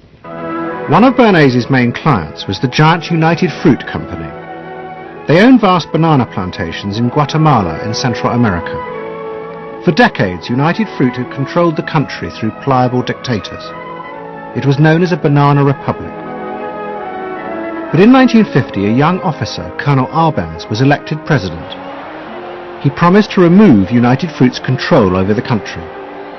And in 1953, he announced the government would take over much of their land. It was a massively popular move, but a disaster for United Fruit, and they turned to Bernays to help get rid of Arbenz. United Fruit brings in Bernays, and he basically understood that what United Fruit Company had to do was change this from being a popularly elected government that was doing some things that were good for the people there into this being very close to the American shore, a threat to American democracy, that it being at a time in the Cold War when Americans responded to issues of the Red Scare and what communism might do, he was trying to transform this, and brilliantly did transform it into an issue of a communist threat very close to our shores, taking United Fruit again as a commercial client out of the picture and making it look like a question of American democracy, American values being threatened. In reality, Arbenz was a democratic socialist with no links to Moscow. But Bernays set out to turn him into a communist threat to America. He organized a trip to Guatemala for influential American journalists. Few of them knew anything about the country or its politics. Bernays arranged for them to be entertained and to meet selected Guatemalan politicians who told them that Arbenz was a communist controlled by Moscow. During the trip, there was also a violent anti-American demonstration in the capital. Many of those who worked for United Fruit were convinced it had been organized by Bernays himself. He also created a fake independent news agency in America called the Middle American Information Bureau. It bombarded the American media with press releases saying that Moscow was planning to use Guatemala as a beachhead to attack America. All of this had the desired effect. In Guatemala, the Jacob Arbenz regime became increasingly communistic after its inauguration in 1951. Communists in the Congress and high governmental positions controlled major committees, labor and farm groups, and propaganda facilities. They agitated and led in demonstrations against neighboring countries and the United States. What was profoundly new in terms of what Bernays did is he took this menace to our backyard in Guatemala. For the first time, we saw Reds a couple hundred miles from New Orleans who Eddie Bernays had us believing were a true threat to us, that it was going to be a Soviet outpost in our backyard. But what Bernays was doing was not just trying to blacken the Arbenz regime. He was part of a secret plot.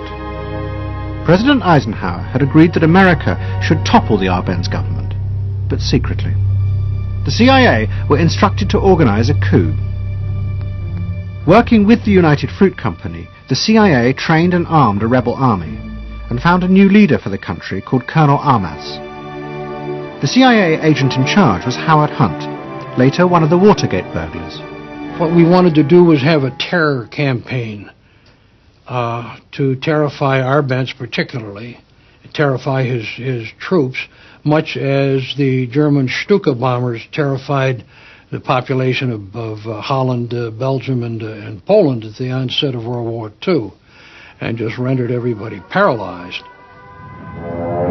As planes flown by CIA pilots dropped bombs on Guatemala City, Edward Bernays carried on his propaganda campaign in the American press. He was preparing the American population to see this as the liberation of Guatemala by freedom fighters for democracy. He totally understood that the coup would happen when the public and the press, when conditions in the public and the press allowed for a coup to happen, and he created those conditions. He was totally savvy in terms of just what he was helping create there in terms of this overthrow. But ultimately he was reshaping reality, reshaping public opinion in a way that's undemocratic and manipulative. On June the 27th, 1954, Colonel Arbenz fled the country, and Armas arrived as the new leader. Within months, Vice President Nixon visited Guatemala. In an event staged by United Fruit's PR department, he was shown piles of Marxist literature that had been found, it was said, in the presidential palace. This is the first time in the history of the world that the communist government has been overthrown by the people. And for that we congratulate you and the people of Guatemala for the support they have given. And we are sure that under your leadership, supported by the people whom I have met by the hundreds on my visit to Guatemala, that Guatemala is going to enter a new era in which there will be prosperity for the people together with liberty for the people. Thank you very much for allowing us to see this exhibit of communism in Guatemala. You're welcome. And for dinner, see what Mother has for dessert. Banana gingerbread shortcake. Just another of the many tempting ways in which this nutritious fruit can be prepared. So now that you've seen where bananas come from before they reach your table, our journey to Banana Land is ended. We hope you enjoyed the trip. We know you like bananas. Bernays had manipulated the American people, but he had done so because he, like many others at the time, believed that the interests of business and the interests of America were indivisible, especially when faced with the threat of communism. But Bernays was convinced that to explain this rationally to the American people was impossible, because they were not rational. Instead, one had to touch on their inner fears and manipulate them in the interests of a higher truth. He called it the engineering of consent. He was doing it for the American way of life, and to which he was devoted, sincerely devoted. And yet he felt the people were really pretty stupid. And that's the paradox. If you don't leave it up to the people themselves, but force them to choose what you want them to choose, however subtly, then it's not democracy anymore. It's something else. It's being told what to do. It's that old authoritarian thing. But the idea that it was necessary to manipulate the inner feelings of the American population in the interests of fighting the Cold War now began to take root in Washington. Above all, in the CIA, who were going to take it much further. They were concerned that the Soviets were experimenting with psychological methods to actually alter the memories and feelings of people, the aim being to produce more controllable citizens. It was known as brainwashing. Psychologists in the CIA were convinced that this really might be possible, and that they should try to do it themselves. The image of the human being that was being built up at that particular time was that there was a great deal of vulnerability in every human being, and that vulnerability could be manipulated to program somebody to be something that I wanted them to be, and they didn't want to be. That you could manipulate people in such a way that they could be automatons, if you will, for whatever your own purposes were. This was the image that people thought was possible. In the late 50s, the CIA poured millions of dollars into the psychology departments of universities across America. They were secretly funding experiments on how to alter and control the inner drives of human beings. The most notorious of these experiments was run by the head of the American Psychiatric Association, Dr. Ewan Cameron. Like many psychiatrists at that time, Cameron was convinced that inside human beings were dangerous forces which threatened society. But he believed that it was possible not just to control these forces, but actually remove them. He thought that psychiatry should not just concentrate on sick people, mentally ill, but should actually go into government, that politicians should listen to psychiatrists. Psychiatrists should be in every parliament and should direct and monitor political activities, because they knew in a rational, scientific way what was good for people. Cameron had set up a clinic in a hospital in Montreal called the Allen Memorial. It is now long since closed down. Cameron took patients who suffered a wide range of mental problems. His theory was that these resulted from forgotten or repressed memories. But he was impatient with the idea of using psychotherapy to uncover them. Instead, he would simply wipe them. Cameron used drugs, including LSD, and the technique of ECT, electroconvulsive therapy. It was conventionally used at that time to relieve depression. But Cameron was going to use it in a new way, to produce new people. He was really using it to try and change the fundamental function of the individual, to alter their past memories, their past ways of behaving, and as I think he said at one point, it is to just sort of erase everything from their past so that you then had a slate in which you could record new ways of behavior. And so he used massive doses of shock, people receiving several shocks a day, and over a course of time, hundreds of ECT treatments, so that they were just reduced to a sort of a very primitive vegetable state. I don't remember what happened to me. I was introduced to Dr. Cameron, and I don't remember Dr. Cameron at all. I don't remember any of that. They shipped me up to what they called the sleep room, and they gave me all of these electroconvulsive shock treatments and megadoses of drugs and LSD and all of that, and I have no memory of any of that. Nothing of that time in the Allen Memorial or any of my life previous to that. All gone. Wiped. And then having depatterned somebody or brought them down to where basically nothing but the essential functions of the body were going on in terms of breathing and things of this nature. Then he would begin to feed material into these individuals, positive material, such that the brain would be programmed in a positive way, so that the individual would be completely altered. Then he put these tapes under our pillows called psychic driving.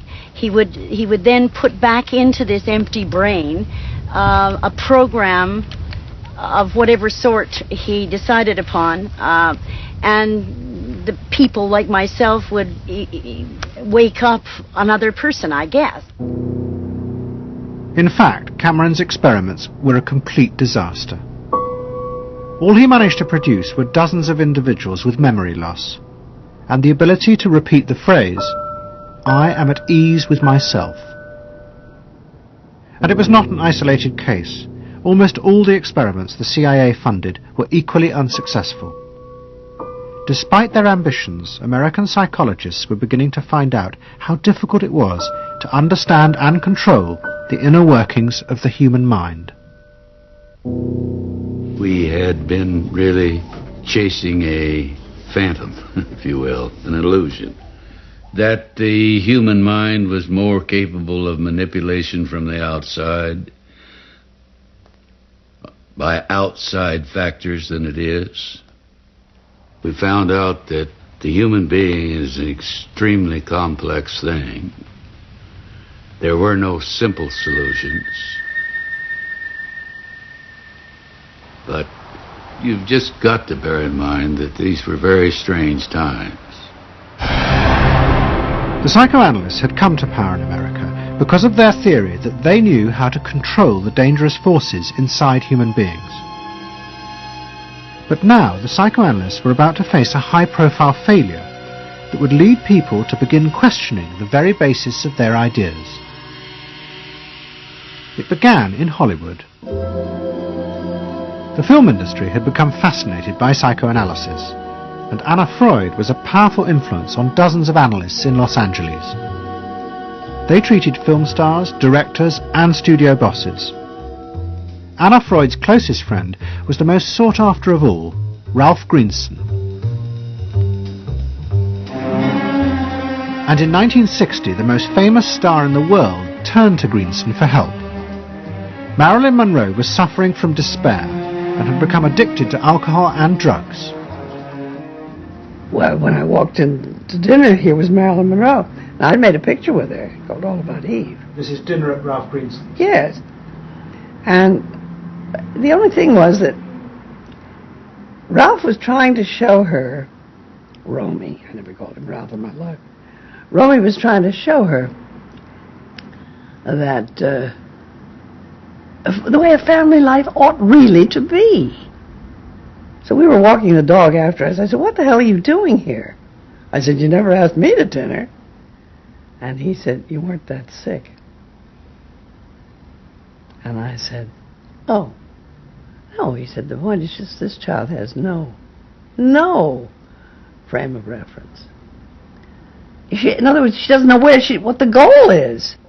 What Greenson did was follow Anna Freud's theory. If Marilyn Monroe could be taught to conform to what society considered a normal pattern of life, that would help her ego control her inner destructive urges. But Greenson pushed it to an extreme. He persuaded Monroe to move into a house nearby that was decorated like his own. He then took her into his own family life, and he, his wife, and his daughter played at being Monroe's own family. Greenson himself would become the model of conformity. And so this someone whom she regarded as important and whom she idealized, if he turned out to be a very gratifying father figure, her ego would benefit from that. That was the theory. His wife and children, everyone was involved, yeah. They were strengthening the person. They were strengthening the mind. They were strengthening the agent that controls inner life against adversity, against insufficiency, against too much frustration. So that Marilyn Monroe would no longer be a helpless person looking for love. She'd have enough love. But despite all his efforts, Greenson was unable to help Marilyn Monroe. On August the 5th, 1962, she committed suicide in her house. The suicide shocked many in the analytic community, including Anna Freud. And high-profile figures in American life, who had previously been enthusiasts for psychoanalysis, now began to question why psychoanalysis had become so powerful in America. Was it really because it benefited individuals? Or had it in fact become a form of constraint in the interests of social order? The critics included Monroe's ex-husband, Arthur Miller. My argument with so much psychoanalysis is the preconception that suffering is a mistake, or a sign of weakness, or a sign even of illness, when in fact, possibly the greatest truths we know have come out of people's suffering. That the problem is not to undo suffering or to wipe it off the face of the earth, but to make it inform our lives instead of trying to cure ourselves of it constantly and avoid it. And avoid anything but that lobotomized sense of what they call happiness. There's too much of an attempt, it seems to me, to think in terms of controlling man rather than freeing him, of defining him rather than letting him go. Mm-hmm. And it's part of the whole ideology of this age, which is power mad. Hey, have you heard about the crazy new way to send a message today? It's flashed on a screen, too quick to see, but still you get it subliminally. At the same time, an onslaught was launched on the way psychoanalysis was being used by business to control people. The first blow came with the bestseller The Hidden Persuaders, written by Vance Packard.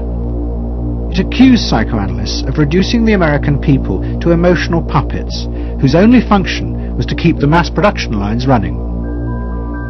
They did this by manipulating people's unconscious desires to create longings for ever new brands and models. They had turned the population into unwitting participants in the system of planned obsolescence. The second blow came from an influential philosopher and social critic, Herbert Marcuse. He had been trained in psychoanalysis. This is a childish application of psychoanalysis, which does not take at all into consideration the very real political systematic waste of resources, of technology and of the productive process. For example, planned obsolescence. For example, the production of innumerable brands and gadgets who are, in the last analysis, all the same. The production of innumerable different marks of automobiles. And this prosperity at the same time, consciously or unconsciously, leads to a kind of schizophrenic existence. I believe that in this society an incredible quantum of aggressiveness and destructiveness is accumulated precisely because of the empty prosperity, which then simply erupts.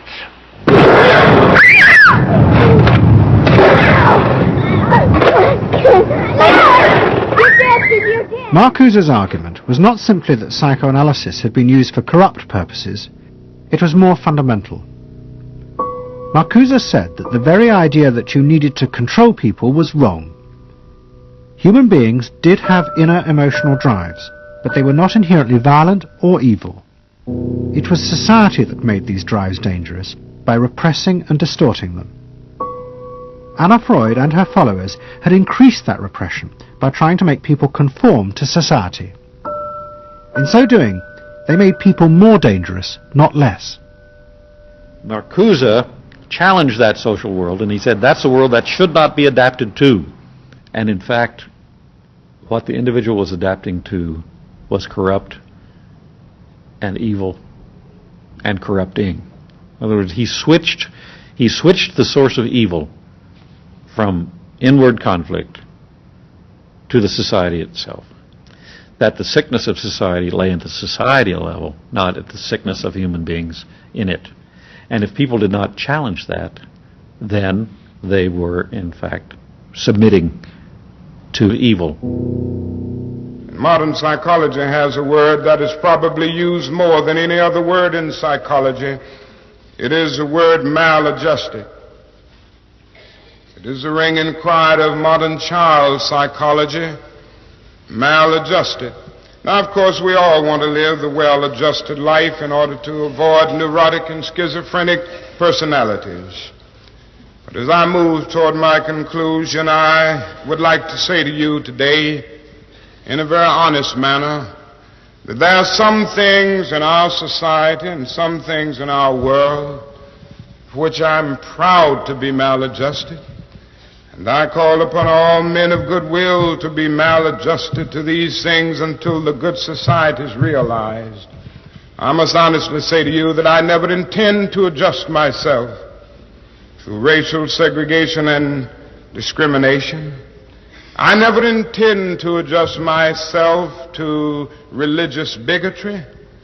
I never intend to adjust myself to economic conditions that will take necessities from the many to give luxuries to the few and leave millions of God's children smothering in an airtight cage of poverty in the midst of an affluent society. The political influence of the Freudian psychoanalysts was over. Instead, they were now accused of having helped to create a repressive form of social control. Anna Freud and Dorothy Burlingham lived on in Sigmund Freud's old house in London. In 1970, Dorothy's son Bob died of alcoholism. And in 1973, his sister Mabby returned for yet more analysis with Anna Freud. She went back for more analysis. She was living at 20 Marisville Gardens in the Freud house, as I guess she did when she wasn't with her husband, and she committed suicide. She took an overdose of sleeping pills. In Freud's own house? In Freud's own house, right.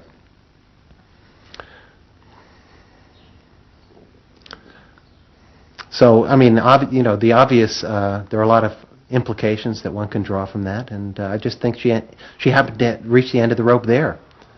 Although it would seem to be a very pointed act. Obviously, suicide is a very politicized act, and to do it in Sigmund Freud's own house is certainly different from doing it in Riverdale back in New York.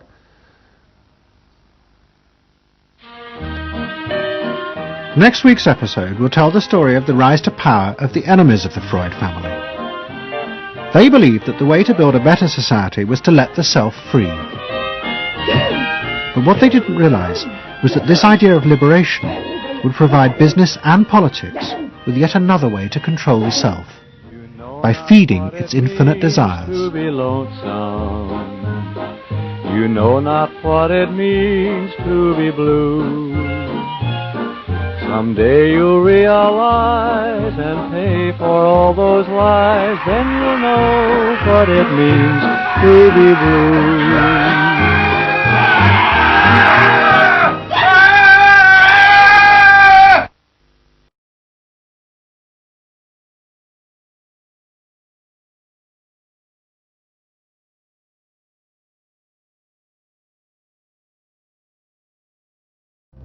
Don't settle for anything less than you can be.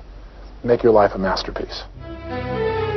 This is a series about how Sigmund Freud's ideas about the unconscious mind have been used by those in power to control the masses in an age of democracy. Last week's episode showed how Freud's ideas spread throughout America in the 1950s. They were promoted by his daughter Anna and by Freud's nephew Edward Bernays, who invented public relations. He brought Freud's theories into the heart of advertising and marketing. A man like you, I mean, with a car like this. What they both believed was that underneath all human beings was a hidden, irrational self, which needed to be controlled, both for the good of individuals and the stability of society. But the Freuds were about to be toppled from power by opponents who said they were wrong about human nature. The inner self did not need to be repressed and controlled. It should be encouraged to express itself.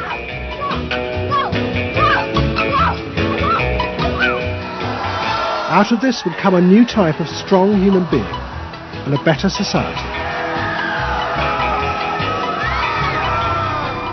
But what in fact emerged from this revolution was the very opposite.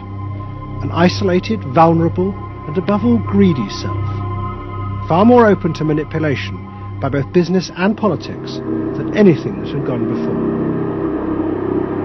Those in power would now control the self, not by repressing it, but by feeding its infinite desires.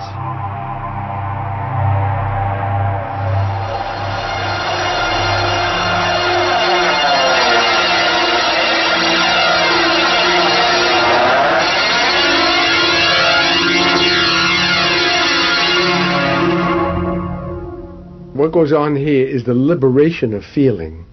In other words, feelings, not just memories, that have been suppressed. For example, screaming, crying, anger. You get a person who's really angry, and they're going to let it out. No! No! I could kill you! I'm an old man. Listen, I can't get all the strength into this that young people would get if they had those feelings. That wasn't bad. In the 1950s, a small group of renegade psychoanalysts began a new form of therapy.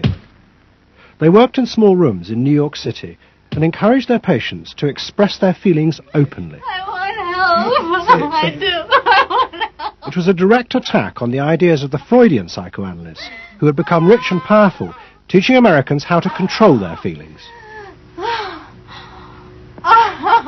In Freud's work, you see, they were afraid of the feelings. They believed that what they wanted was contained people, very proper, doing the right thing and living a proper life. That's what they wanted, but not an intense emotional life. Freud wasn't emotional himself. I mean, he's an intellect, Freud. I was an intellect too, I know, but I'm also more than that now. The leader of this group was a man hated by Freud and his family. He was called Wilhelm Reich. Reich lived an isolated life in a house he had built for himself in remote mountains near the Canadian border. Reich originally had been a devoted disciple of Freud's in Vienna in the 1920s. But he had challenged Freud over the fundamental basis of psychoanalysis. Freud argued that at heart, human beings were still driven by primitive animal instincts. The job of society was to repress and control these dangerous forces. Reich believed the complete opposite. The unconscious forces inside the human mind, he said, were good. It was their repression by society that distorted them. That was what made people dangerous. Reich and Freud had two fundamentally differing views about what was essential human nature. At its core, Freud saw an uncontrolled, violent, warlike, raging inferno of emotions. Reich said these things are not the way human beings are originally destined to be. They're the result of not permitting the original impulse to express itself. The underlying natural impulse, Reich argued, was the libido, sexual energy. If this were released, then human beings would flourish. But this idea brought him into direct conflict not only with Sigmund Freud, but Freud's daughter Anna, who believed that the sexual forces in humans were dangerous if not controlled. My father thought that you should liberate the libido and have freedom. And he developed a theory rather early that neuroses were due to lack of good orgasm, or any orgasm. And that was, Anna Freud, was a virgin. I mean, this is very important because she never had a sexual relation with a man. And here was this man preaching that the way to health was through orgasm. And here was this woman who had been analyzed by her father because she was masturbating. So here's this woman who's opposed to sexuality, really, and here's this man who's preaching sexual freedom. I mean, there was bound to be a clash, wasn't there? The conflict came to a head at a conference in 1934 in Switzerland. Anna Freud, who had by now become the acknowledged leader of the psychoanalytic movement, forced Wilhelm Reich out. She destroyed his career. She got rid of him, very definitely. And I guess part of what I'm doing is getting rid of her. Explain. Well, I think that Anna Freud shouldn't get away with what she did, that it should be known. Maneuvering to get him kicked out of the International Psychoanalytic Association. So you're taking revenge? You might say so. Right? Or wronging a right. No, righting a wrong. You better cut that one out. Isn't that called a Freudian slip? Yes, it is. Reich fled to the United States and built his home and a laboratory. His ideas became grandiose to the point of madness. He was convinced that he had discovered the source of libidinal energy. He called it orgone energy, and Reich built a giant gun which he said could capture this energy from the atmosphere and concentrate it onto clouds to produce rain. He also said that the gun could be used to destroy UFOs which threatened the future of the world. In 1956, Reich was arrested by the federal authorities for selling a device that he said used orgone energy to cure cancer. Reich was treated as a madman. He was imprisoned and all his books and papers burnt on the order of the court. A year later, Reich died in prison. To the Freudians, it seemed as if their main threat had been removed forever. But they were wrong. What the Freudians didn't realize was that their influence in American society was also about to be challenged, and in a way that would lead not only to their decline, but to the dramatic resurgence of Reich's ideas in America and throughout the capitalist world.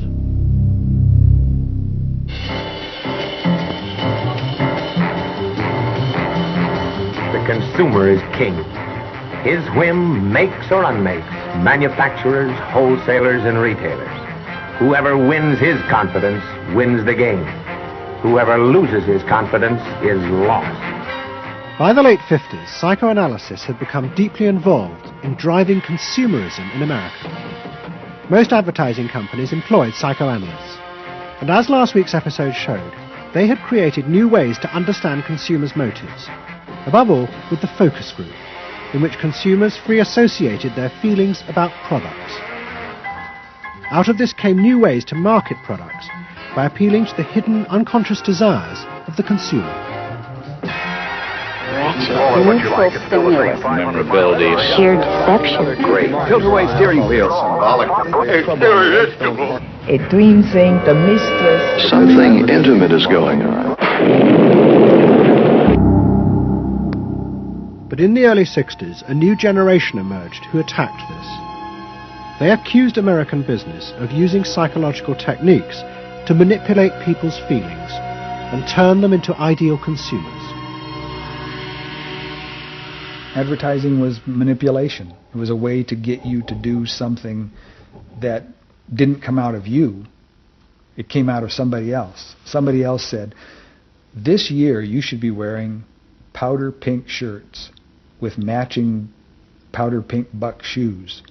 And I said, why? That's not who I am. That's who somebody else is. They wanted you to be somebody who would buy their stuff. This whole feeling of being somebody else's tool. I don't want to be that.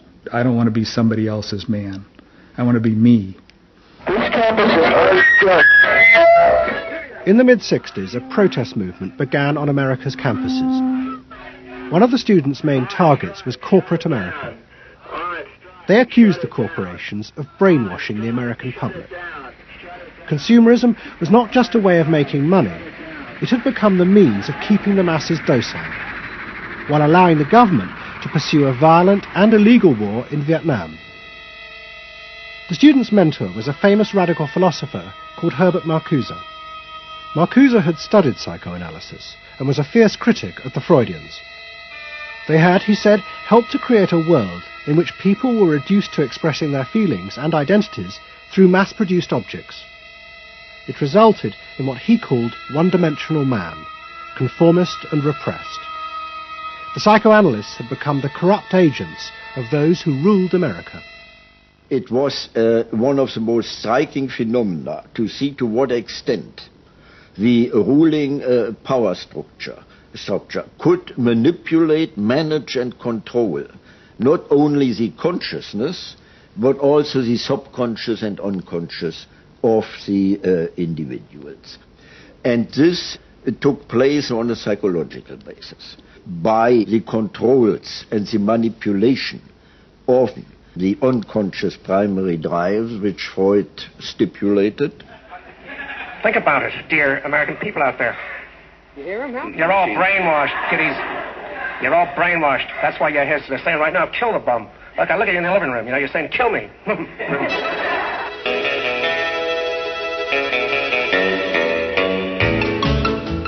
Following the logic of Marcuse's argument, the new student left set out to attack this system of social control. It was summed up in the slogan, "There is a policeman inside all our heads. He must be destroyed." And that policeman was going to be destroyed by overthrowing the state and the corporations that had put him there. One group, the Weathermen, began a series of bomb attacks on companies that they said both controlled people's minds through consumer products and made the weapons being used in Vietnam. There's no way to be committed to nonviolence in the middle of the most violent society that history's ever created. I'm not committed to nonviolence in any way. We want to live a life that isn't based on materialistic values, and yet the whole system of government and the economy of America is based on profit, on personal greed and selfishness. So that in order to be human, in order to love each other and be equal with each other and not place each other in roles, we have to destroy the kind of government that keeps us from asserting our positive values of life. But the American state fought back violently. At the Democratic Convention in Chicago in 1968, the police and the National Guard were unleashed to attack thousands of demonstrators. It was the start of a phase of ruthless repression of the new left in America. It culminated in the killing of 4 students at Kent State University 18 months later. In the face of this, the left began to fall apart. We had met the force of the state. It was much bigger and stronger and more powerful than we realized. And at that point, what seemed to happen was that there was a change in tactics. Confronted by this violent repression, many in the new left began to turn to a new idea. If it was impossible to get the policeman out of one's head by overthrowing the state, instead one should find a way of getting inside one's own mind and removing the controls implanted there by the state and the corporations. Out of this would come a new self, and thus a new society.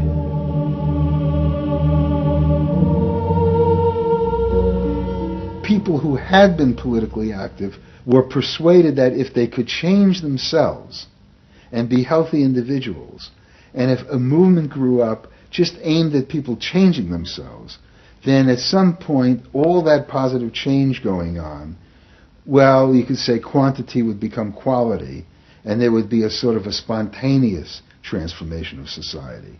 But political activism was not required. It's about making a new you, that if enough people changed the way they were, that the society would change. So the personal became political? Yes, the personal became political. Without changing the personal, you didn't stand a chance of changing the political. Coming up against the state power of the United States was not an option. I mean, they outgunned us. And to produce the new self, they turned to the ideas and techniques of Wilhelm Reich. Since his death, a small group of psychotherapists have been developing techniques based on Reich's ideas. Their aim was to invent ways that would allow individuals to free themselves from the controls implanted in their minds by society. Their center was a tiny old motel on the remote coast of California. It was called the Esalen Institute. The dominant figure at Esalen was a psychoanalyst called Fritz Perls. Perls had been trained by Reich and had developed a form of group encounter in which he pushed individuals to publicly express the feelings inside them that society had said were dangerous and should be repressed. It's a basic fear of that thing inside me, like a little demon in there. It doesn't come out very often. It's really hard to get it out. Now put the thing inside you on that chair, talk to it. Perls used to call this getting on the hot seat in front of a group.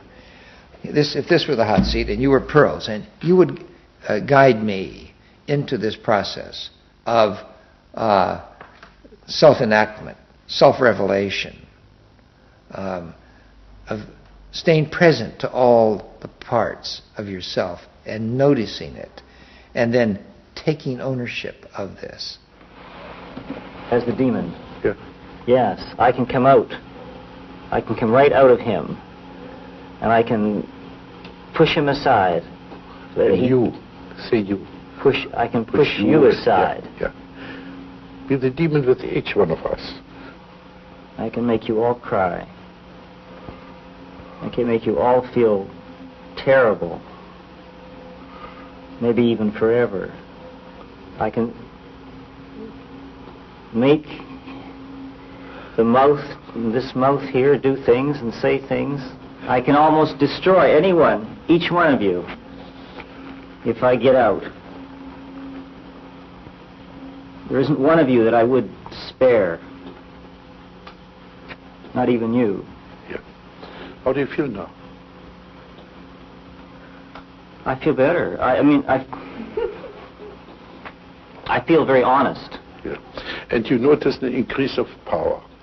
In other words, taking ownership of who you are and how you act and how you feel. Your whole being in the world. In other words, giving you autonomy, owning your freedom. I'm frightening. When I have my power, I'm frightening. Say, I frighten you with my power. I frighten you with my power. Now, where do you feel your power? In your hands? In your muscles? Where else? Wake up! I want you to for me, God damn you! Okay. Stop it. You. It was not phony movement. That's what I wanted to do, and I did it. What Pearls and others working at Esalen believed was that they were creating ways that allowed individuals to express their true inner selves. I want them to applaud for me. Out of this, they believed, would come new autonomous beings free of social conditioning. To the left, defeated in the wake of Chicago, it was an enormously attractive idea. These techniques could be used to unleash a new, powerful self, strong enough to overthrow the old order.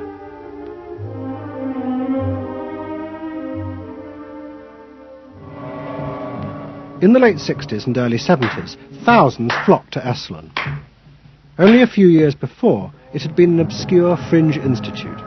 Now it became the centre of a national movement for personal transformation, the Human Potential Movement. So it became magnetic. People wanted to join this stream of exploration. Within 7 or 8 years, there were about 200 of these centers in America, looking mainly to Esalen for the leadership. I feel so liberated. Really? It's fantastic. And it took on a big political agenda. You could not separate personal transformation from social transformation. The two go together. As the movement grew, the leaders of Esalen decided to try and use their techniques to solve social problems. They began with racism. They organised an encounter group for white and black radicals. Both groups would be encouraged to express their inner racist feelings which had been instilled in them by society. By doing this, they would transcend those feelings and encounter each other as individuals. I started a series of encounters called Racial Confrontation as Transcendental Experience. We thought that we wanted to get that kind of black-white confrontation so you could really get down to see what was between the two races, not by backing off and trying to be polite, but by going right into the belly of the beast, of this beast of racial prejudice. And these were extremely dramatic. These were the toughest workshops ever convened at Esalen Institute. I'm looking at you, Whitey. You got clothes on. You got shoes on. You're just so sure looking at me, huh? You got the goddamn police in the neighborhood. Really? They're not my police. You got a governor. You got a mayor. Oh, really? You got the president. You got ambassadors. You can vote, too. You got deaths in Vietnam. That's the benefits of slave labor. You got buildings, skyscrapers that you dominate and control economically and politically. And tell me that it's not yours. It's yours, too. Then the blacks all got together and attacked the whites. And they just let us have it. What they call it was peeping somebody. Peeping somebody means peeping into their secrets, into their phoniness, and so forth. Like the white liberal. Oh, they really got onto the white liberal, you know. So don't give me no shit about I'm free. You're a goddamn liar, you white pink son of a bitch, you. Yeah, I want to know what you came down here for. You want a black buck, huh? Yeah. You looking for a stud? That's all. Huh? Well, what did you come here for? You're sitting there with your legs all gap wide open, showing your drawers. Now, what'd you come here for? The black-white encounter groups were a disaster. The black radicals saw it as an insidious attempt to destroy their power. By trying to turn them into liberated individuals, Esalen was removing the one thing that gave them power and confidence in their struggle against racism, their collective identity as blacks. For my reason. For your reason. Now dig this. Your reason for being here is different from my reason. So the human potential movement turned to another social group who they believed would benefit from personal transformation. Nuns. And this time they were more successful. The Convent of the Immaculate Heart in Los Angeles was one of the largest seminaries in America. A group of radical psychotherapists approached the convent. They wanted to try out their techniques for personal liberation on individuals whose identities were defined by a series of external rules which they had deeply internalized. The convent, anxious to appear modern, agreed to the experiment. And we did weekend encounter workshops for several hundred Immaculate Heart nuns. Nuns who were reserved, and they tended to be more reserved than other normal people, were told, don't be so reserved, let it all out. You're a good person. You can afford to be who you really are. You don't need to play the role of a nun. You don't need to keep downcast eyes. And prudence is an oversold virtue. You're trying to assert yourself, trying to find out who you are, who you're becoming. At the same time, you're trying to live a life of dedication, of service, and you're trying to make all these things fit into who you are, and you're just, you know, it's such a turmoil at times that you just blow a gasket and do silly, crazy things, you know. Running around the orchard and stealing oranges and taking Cokes out of the refrigerator and crazy things. I felt like I was being a hypocrite, and I wanted people to respect me for what I was, not for what I was wearing. And so I'm glad for the change. You feel frightened, but you'll go on. Oh, yeah, I'm scared to death, but it's worth it. The experiment began to transform the convent. The nuns voted to discard their habits in favor of ordinary clothes. But the psychotherapists found they had awoken other forces. Solid. One of the things we unleashed was sexual energy, the kind of thing that the church had been very good at restraining was no longer to be restrained. One sister who was a member of the community, she got the idea that she could be freer than she had been before, and she seduced one of her classmates and then seduced the mistress of novices, who was an older woman, very reserved, and her program of freeing this older woman was sexual. She drove her to the store, and when they drove back and drove into the garage, she leaned over and gave her a big kiss on the lips. And thereafter, sister, who had perhaps never been kissed before, was ready for more. The effect of the experiment on the convent was cataclysmic.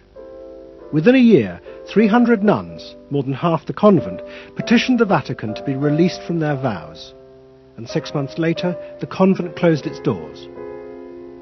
All that was left was a small group of nuns, but they had become radical lesbian nuns. The rest gave up the religious life. They gave up being nuns. They did, yeah, they became persons. By the late 60s, the idea of self-exploration was spreading rapidly in America. Encounter groups became the center of what was seen as a radical alternative culture based on the development of the self, free of a corrupt capitalist culture. We just want the freedom to be ourselves, and that's for love, for experience, positive way of life. We don't say that you're wrong. We just want to be free to be what we want to be, or what we find ourselves to be, as we continue to search ourselves.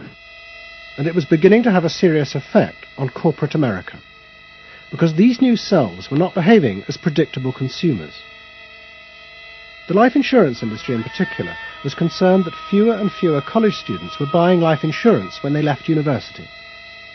They asked Daniel Yankelovich, America's leading market researcher, to investigate. He had studied psychoanalysis.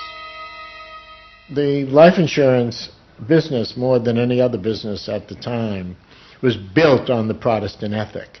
You only bought life insurance if you were a person who sacrificed for the future. If you lived in the present, you had no need for life insurance. So they had some sense that maybe the sort of core values of the Protestant ethic were being challenged by some of these new values that were beginning to appear. And I was really astonished at what I found. The conventional interpretation, the dominant interpretation, was that it had to do with political radicalism. But, you know, it was clear to us that that was a mask, a cover. The core of it had to do with self-expressiveness. That this preoccupation with the self and the inner self, that was what was so important to people. The ability to be self-expressive. Wow, what a feeling! 300 miles to go. We're out of sight. Yankelovich began to track the growth and behavior of these new expressive selves. What he told the corporations was that these new beings were consumers, but they no longer wanted anything that would place them within the narrow strata of American society. Instead, what they wanted were products that would express their individuality, their difference in a conformist world, the very things that US corporations did not make. Products have always had an emotional meaning. What was new was individuality.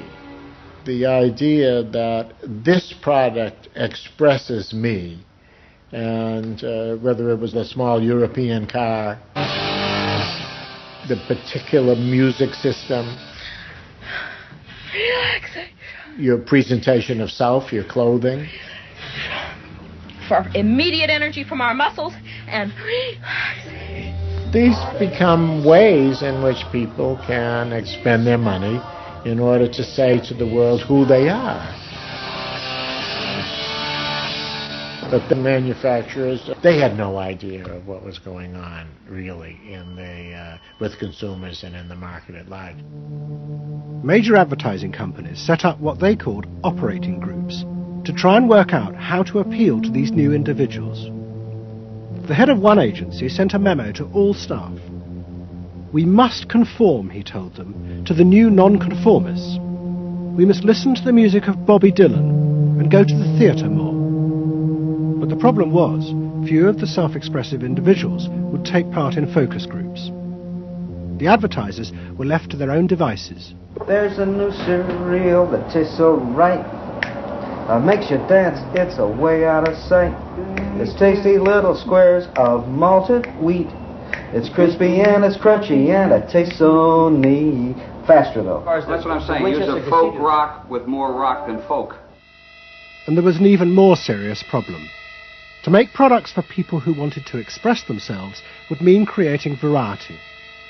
But the systems of mass production that had been developed in America were only profitable if they made large numbers of the same objects. This had fitted perfectly with the limited range of desires of a conformist society. The expressive self threatened this whole system of manufacture. And the threat was about to grow rapidly. Go! Because an entrepreneur had invented a way of mass-producing this new independent self.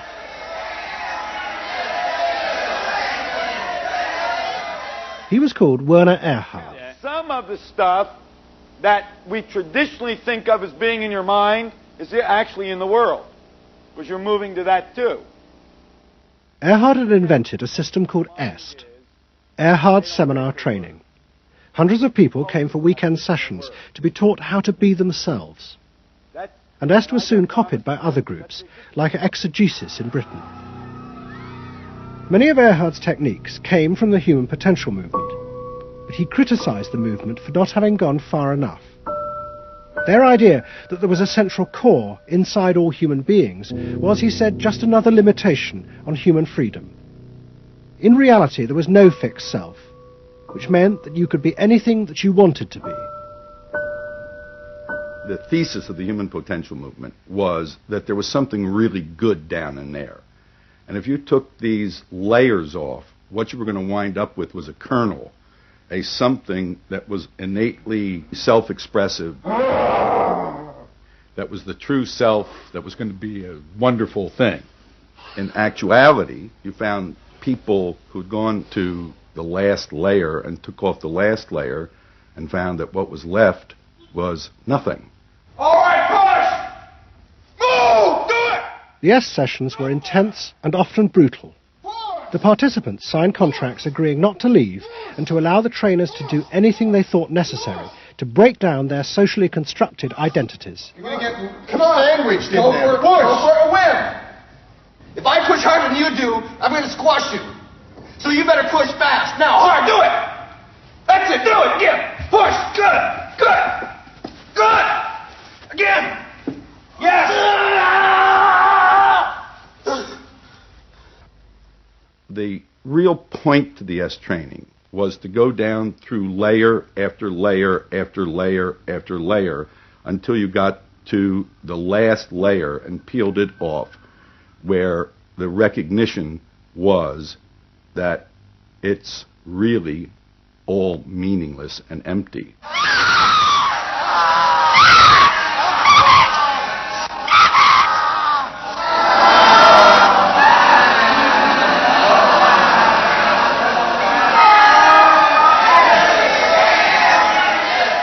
Now, that's existentialism's endpoint. S went a step further in that people began to recognize that it was not only meaningless and empty, but it was empty and meaningless that it was empty and meaningless. And in that there's an enormous freedom. All the constrictions, all of the rules you've placed on yourself are gone.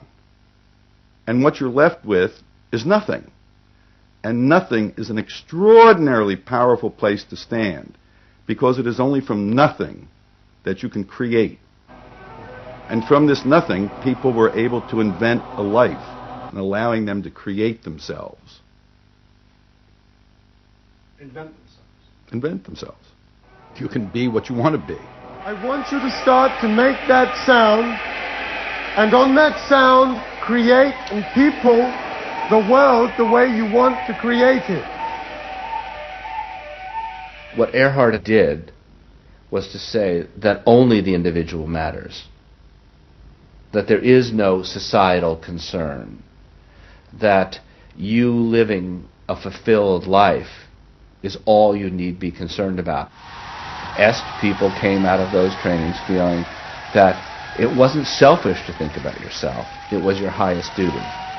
So kiss me and smile for me, tell me that you'll wait for me, hold me like you'll never let me go.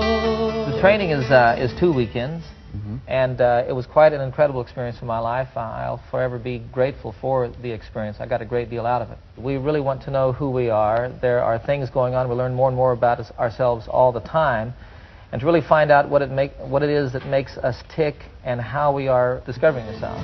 I'm leaving. S became hugely successful. Singers, film stars, and hundreds of thousands of ordinary Americans underwent the training in the 1970s.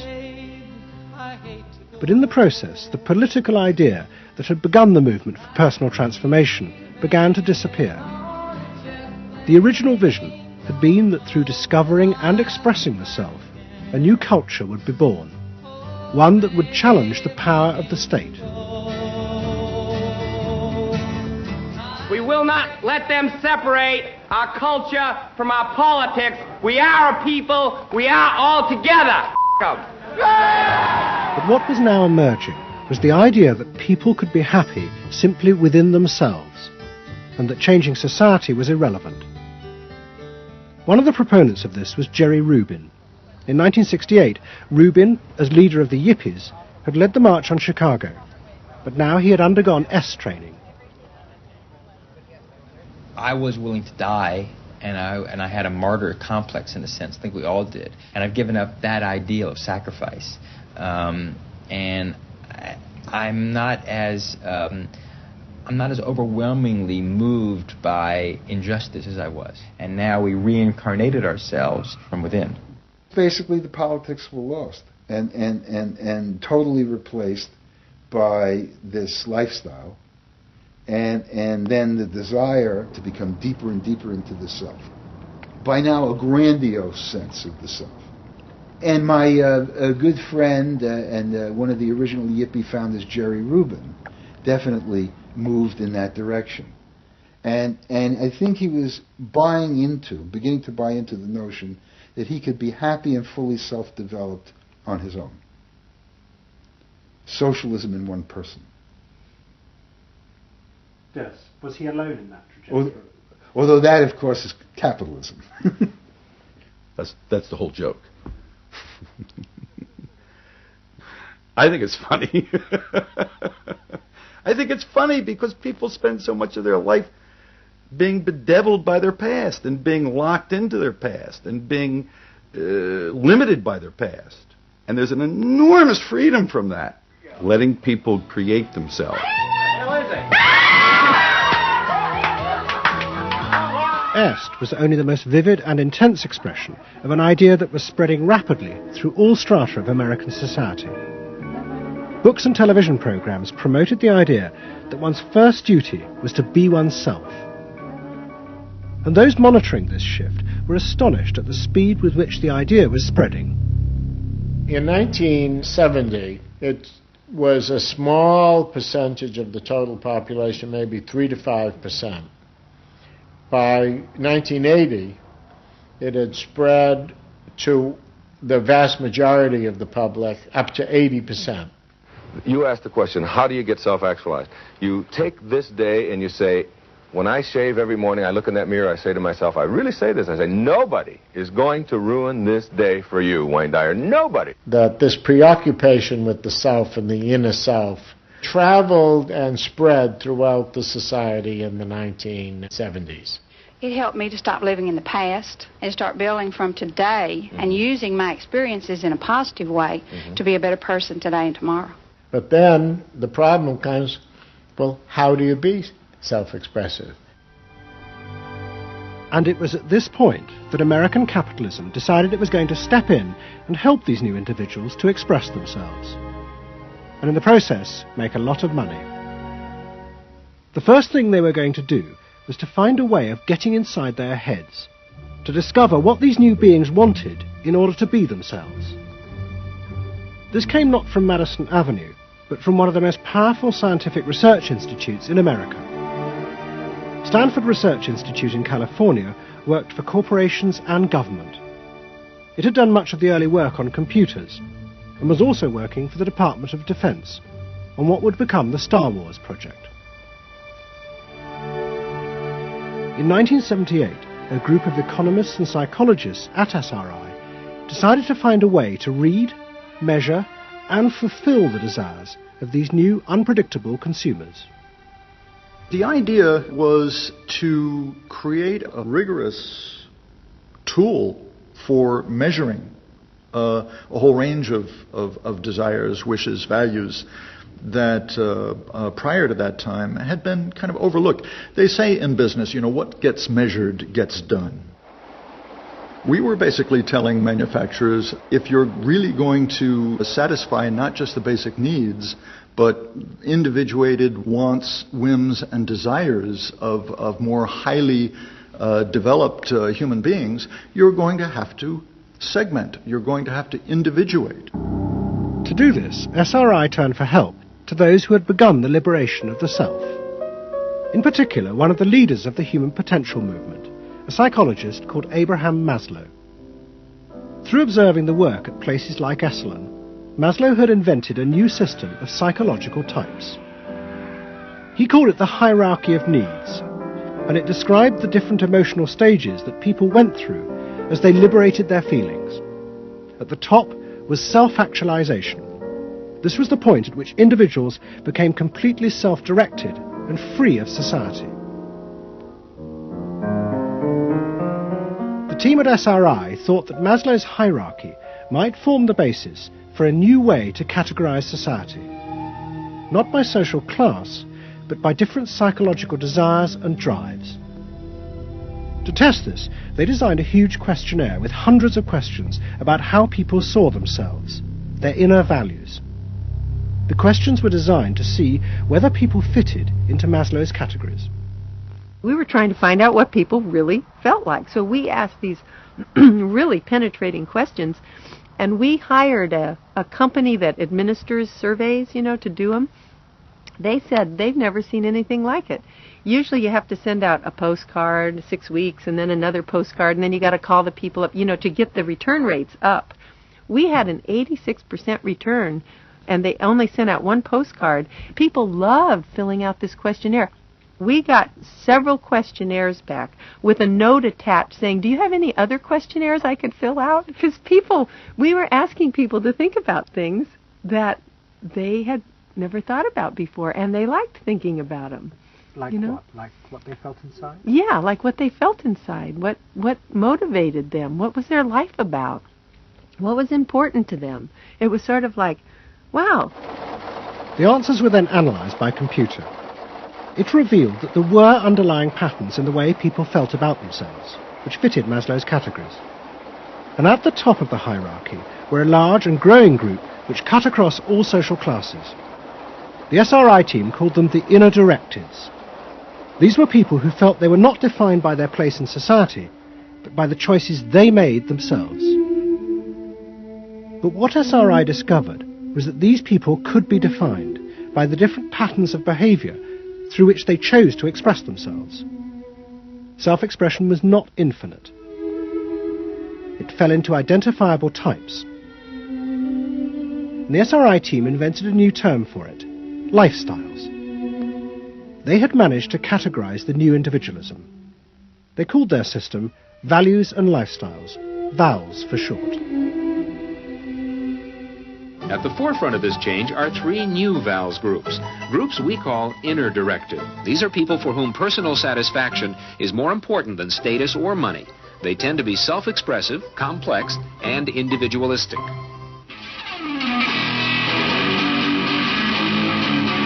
Rob is an I am me. I am me's are searching for new values, breaking away from traditions and inventing their own standards.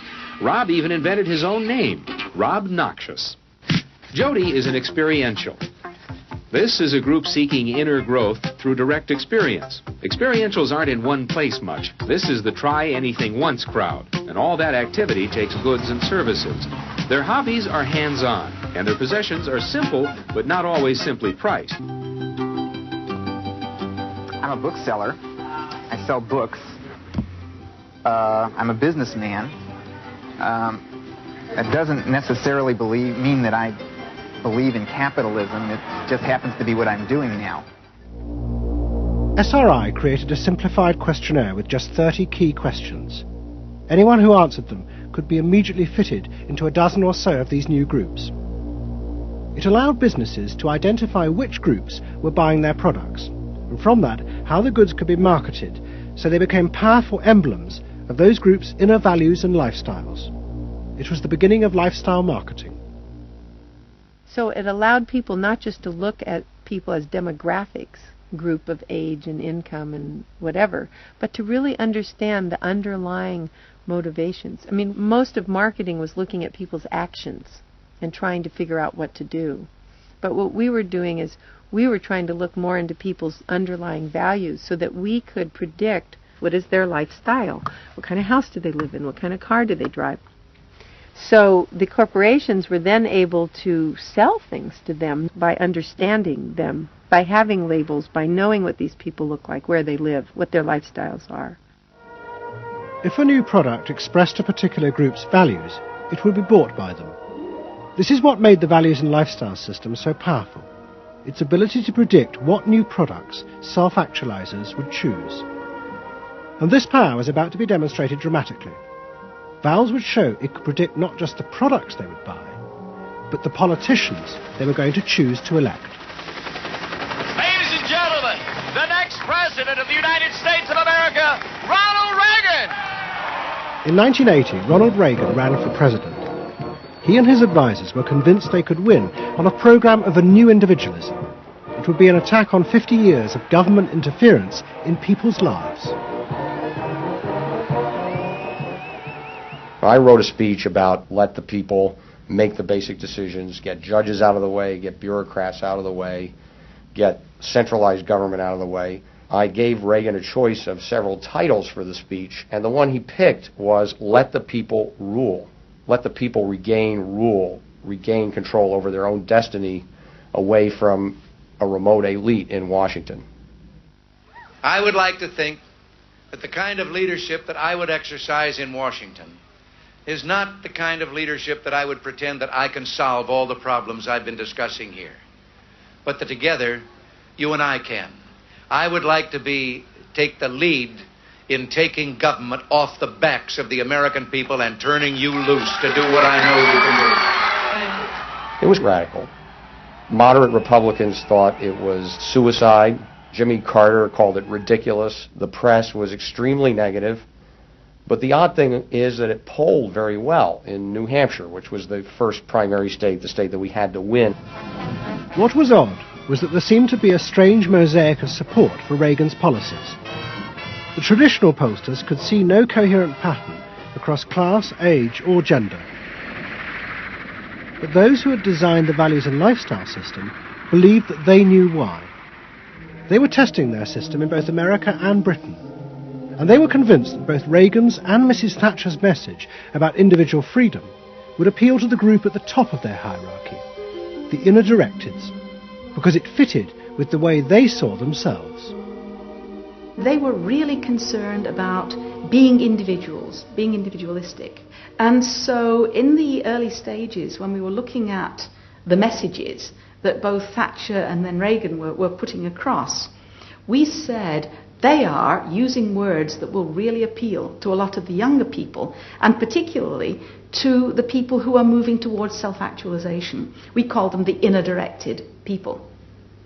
A lot of our colleagues said, that's absolutely ridiculous, because inner-directeds are very socially aware, very socially concerned. They'll never vote Conservative, or they'll never vote for the Republicans. But we said, if Thatcher and Reagan continue to appeal to them in this way, they really will.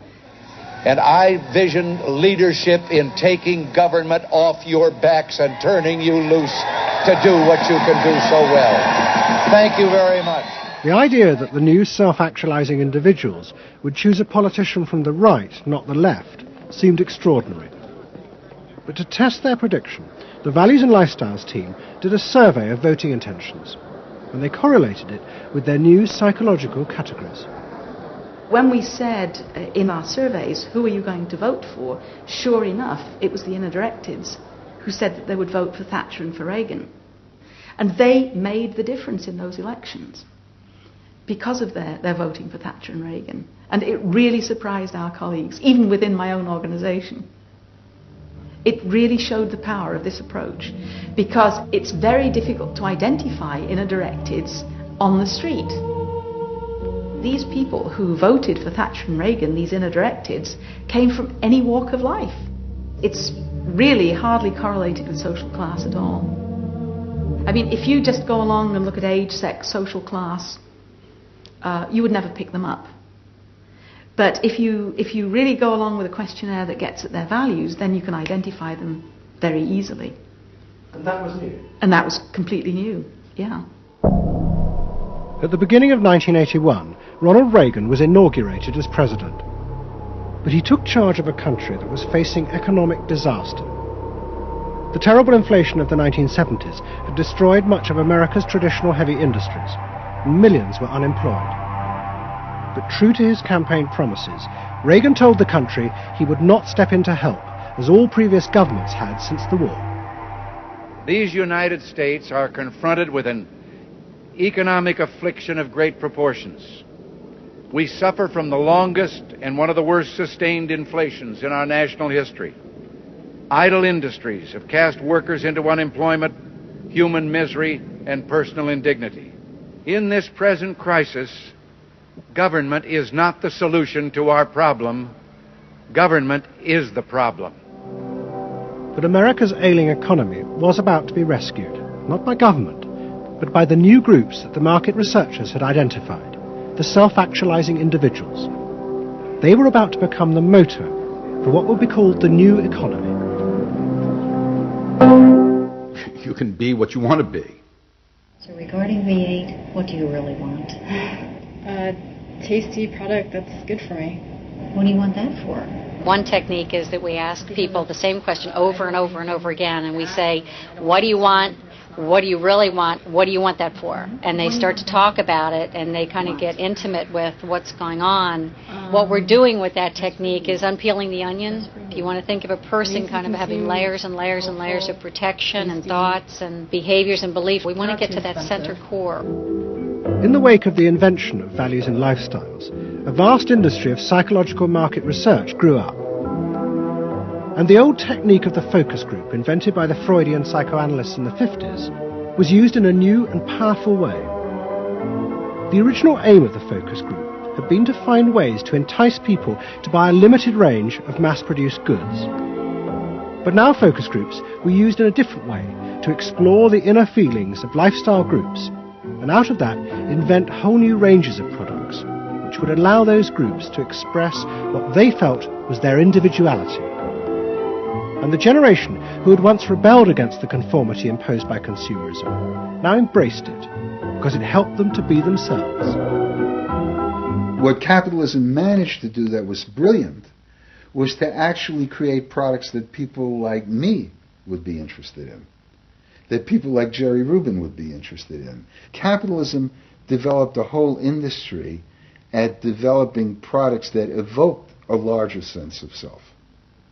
That seemed to agree with us that the self was infinite, that you could be anything you wanted to be, that took our philosophy and agreed with it, and then created products that supposedly helped you, aids, that helped you be this limitless self. The product sells you a way of life, a way of being. The product sells you values. You dress this way, you live in a house like this, you have furniture like this, you use this computer. Do you have the regular jeans or? Oh, Gloria Vanderbilt does a lot in denim, in silks, and in cotton. You eat in these restaurants, there are values there, hipness, coolness.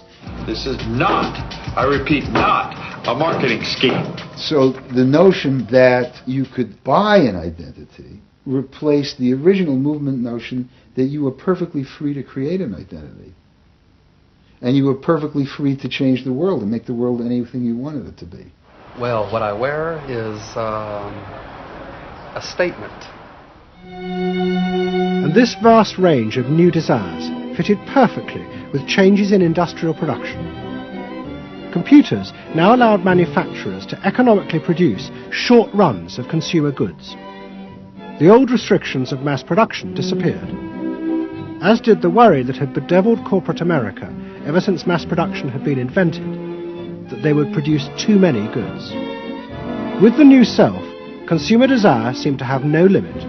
In the United States, the concern of companies was always that supply would outstrip demand, that we were producing too much, and that there was not a market for it.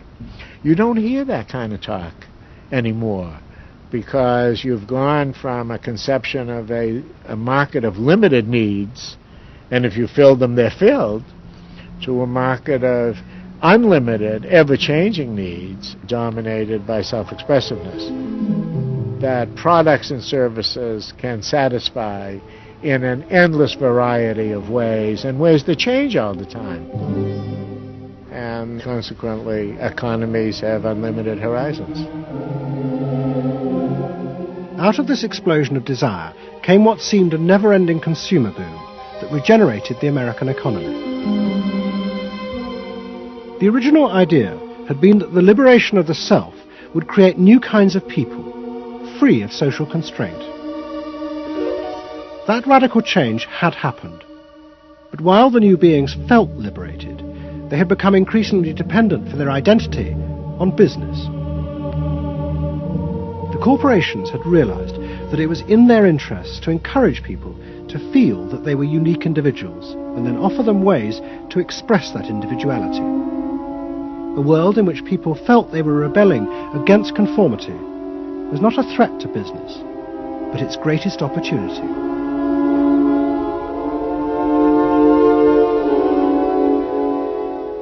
It was, in a sense, the triumph of the self. It was the triumph of a certain self-indulgence, a view that everything in the world and all moral judgment was appropriately viewed through the lens of personal satisfaction.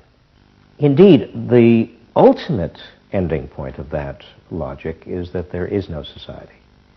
There is only a bunch of individual people making individual choices to promote their own individual well-being.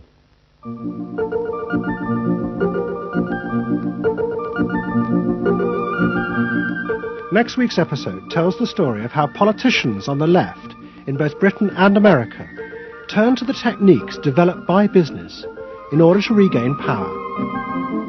But what they didn't realize is that what had worked for business would undermine the very basis of their political beliefs. They would find themselves trapped by the greedy desires of the new self.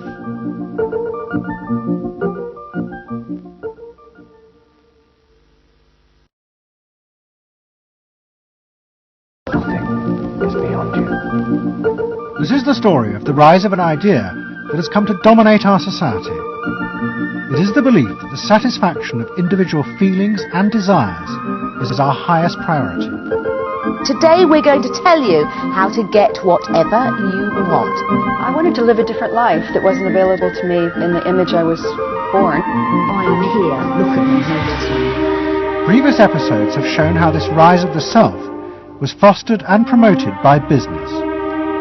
They had used the ideas of Sigmund Freud to develop techniques to read the inner desires of individuals and then fulfill them with products. This final episode is about how that idea took over politics. It tells the story of how politicians on the left, in both America and Britain, turned to these techniques to regain power. They believed that they were creating a new and better form of democracy, one that truly responded to the inner feelings of individuals. But what the politicians didn't realize was that the aim of those who had originally created these techniques had not been to liberate the people, but to develop a new way of controlling them in an age of mass democracy.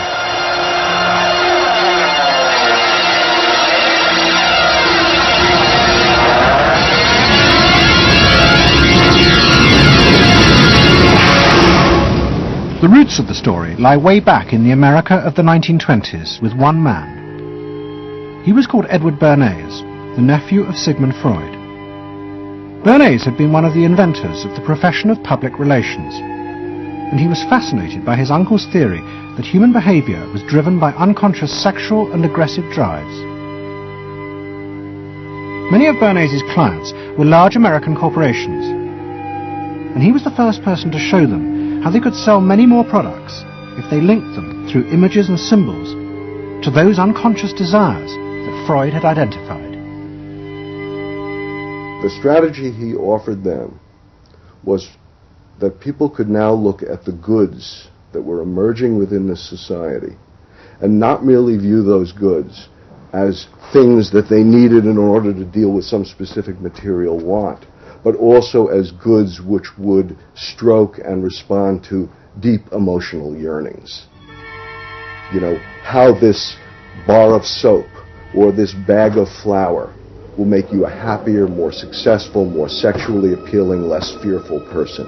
Somebody to be admired rather than reviled. The powerful people in that world are those people who are capable of reading the public mind and giving the public what it wants in those terms. And Bernays was at the heart of it.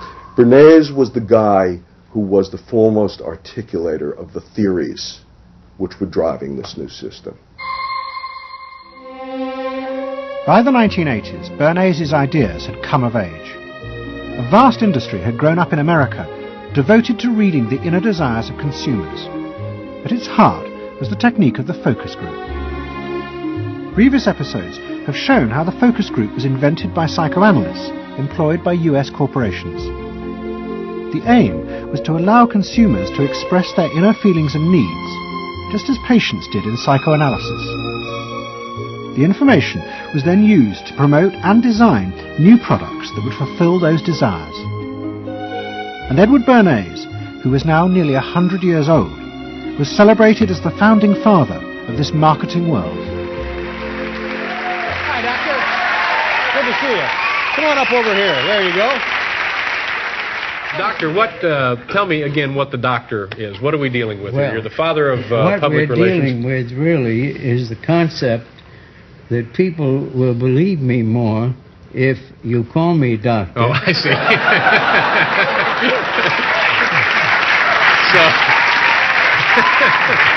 It's a good idea. And Bernays' ideas and techniques were also about to conquer Britain in the 1980s. Unlike America, the ruling elites in Britain had always distrusted the idea of pandering to the masses. It was epitomised by the patrician elite who ran the BBC. Even as late as the 60s, popular programmes were referred to as ground bait. Their real job was to lure the viewers into watching the more serious programmes the elite knew was good for them. And market research reflected this attitude. Individuals were observed and classified by market researchers according to their social class, from A through C2, D and E. Probably they might be C2. Yes, I think by the way they're carrying their luggage. Yes, no taxi. No taxi, and all stuffed in the bags like that. I think the lady possibly sets her own hair, which is always an indication. Yes. The children are nicely dressed. Yes, they are. Probably a skilled worker. A skilled, yes, a skilled worker. I would say so. Yes, I would say so. Certain apprenticeship or done some. That's qualifying. We agree then. Yes, we think C2. We think so. Yes. When people were asked their opinion about both products and politics, they were selected by social class and asked only strictly factual questions about what they thought. Leaving your own party sympathies on one side, who do you think will win this forthcoming election? Labour. Labour? And tell me which you prefer. Which party do you think you'll be voting for? This time, Liberals. You'll be voting for the Liberals. And who do you think will be second? Conservative. This one. Okay. The idea that one might ask people what they themselves felt and desired, and then give it to them, was seen as alien to the ruling elites, which would challenge their belief that they knew what was best for the public.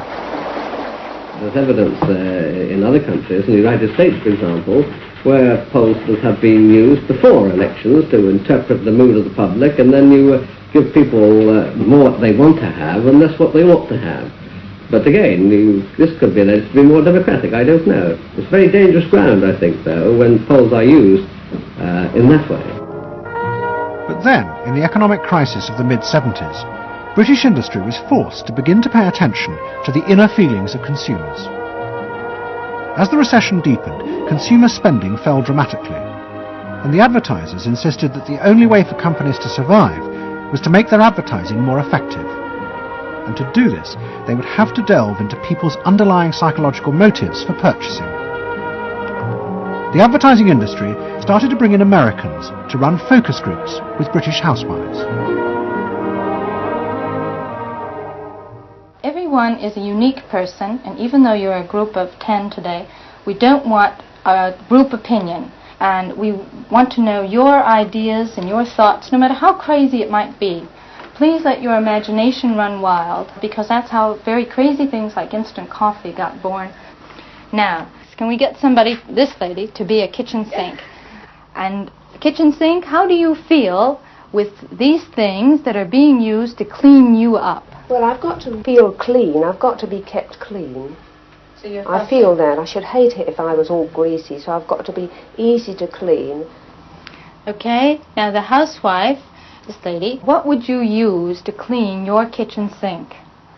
A scouring powder. Of course, a cloth to apply the things on, and plenty of water. Now, how do you feel as you're doing this chore? Feel satisfied? Well satisfied when I have done it, yes. I'm doing my duty. I feel it's a job well done. The consumers were encouraged to play at being products, from household cleaners to car seat belts. The aim was not to talk rationally, but to act out and reveal their inner emotional relationship to products. Which firmly and unmistakably underlines. And then a politician emerged who also believed that people should be allowed to express themselves. Instead of being controlled by the state, the individual should become the central focus of society. Some socialists seem to believe that people should be numbers in a state computer. We believe they should be individuals. We're all unequal. No one, thank heavens, is quite like anyone else, however much the socialists may pretend otherwise. And we believe that everyone has the right to be unequal. But to us, every human being is equally important. A man's right to work as he will, to spend what he earns, to own property, to have the state as servant and not as master, they are the essence of a free economy. And on that freedom, all our other freedoms depend. Mrs. Thatcher's vision was of a society in which the wants and desires of millions of individuals would be satisfied through the free market.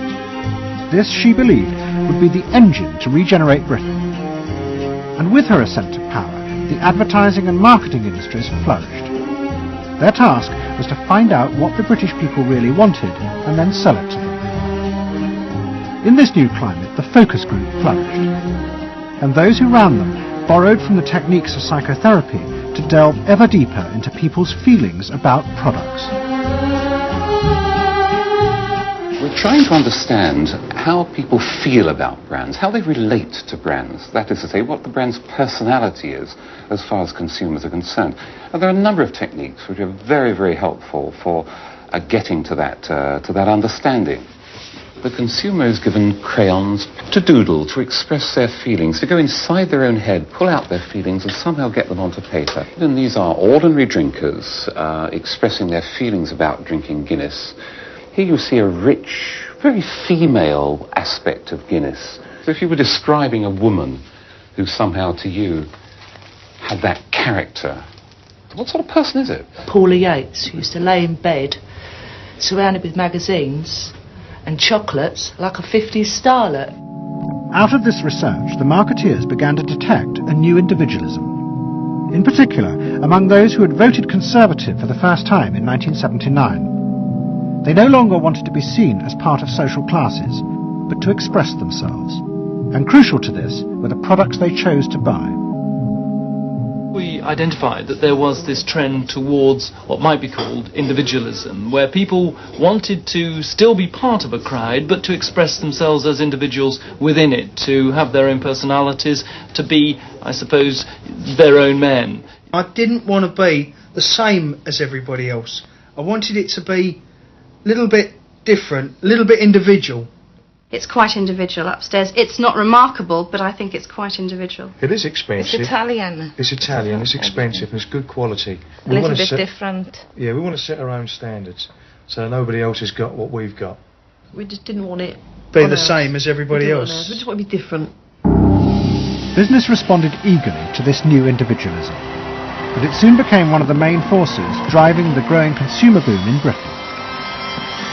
Using the data from the focus groups, manufacturers created new ranges of products that allowed people to express their individuality.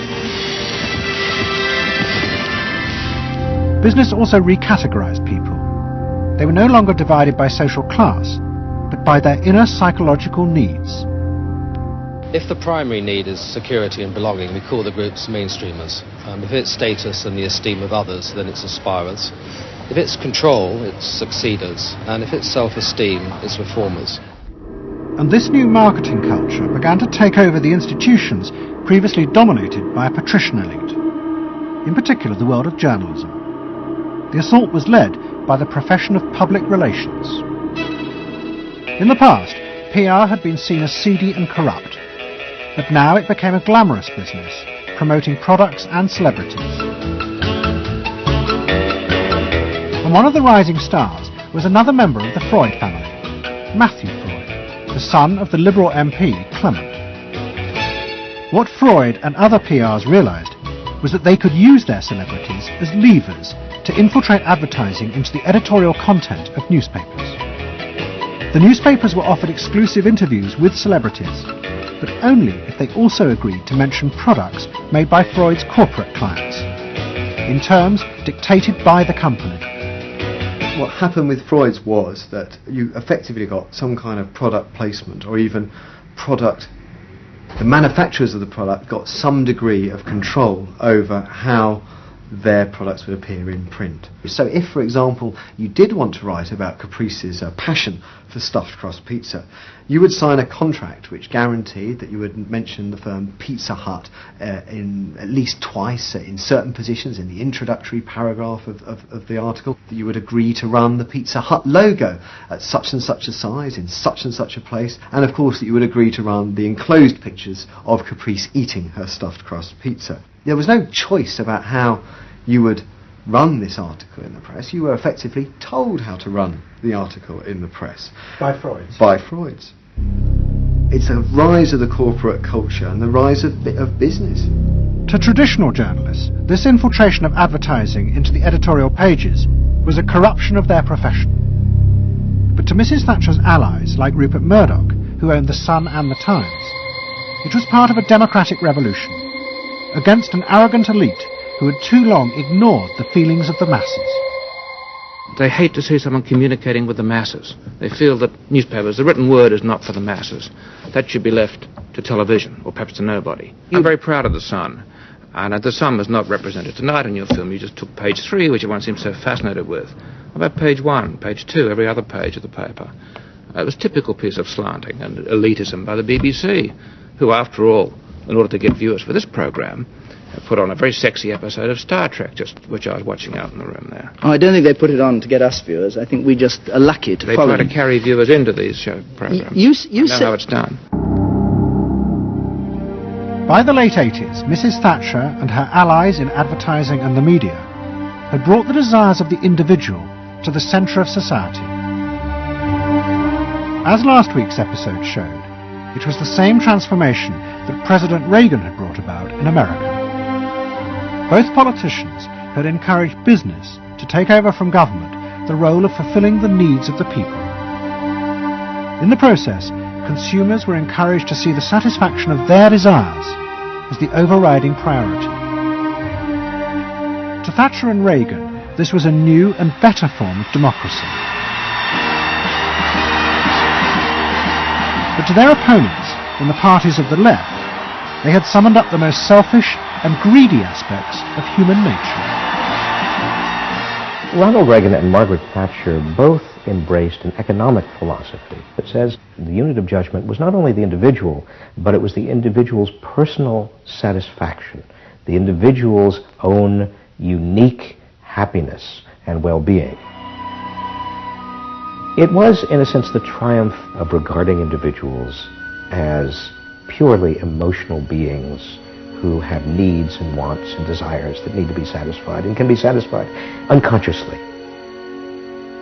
It goes way back to the early part of the 20th century, to Freud, to notions of the unconscious, the assumptions that we are, in terms of our rational minds, we're little corks bobbing around on this great sea of hopes and fears and desires of which we are only dimly aware.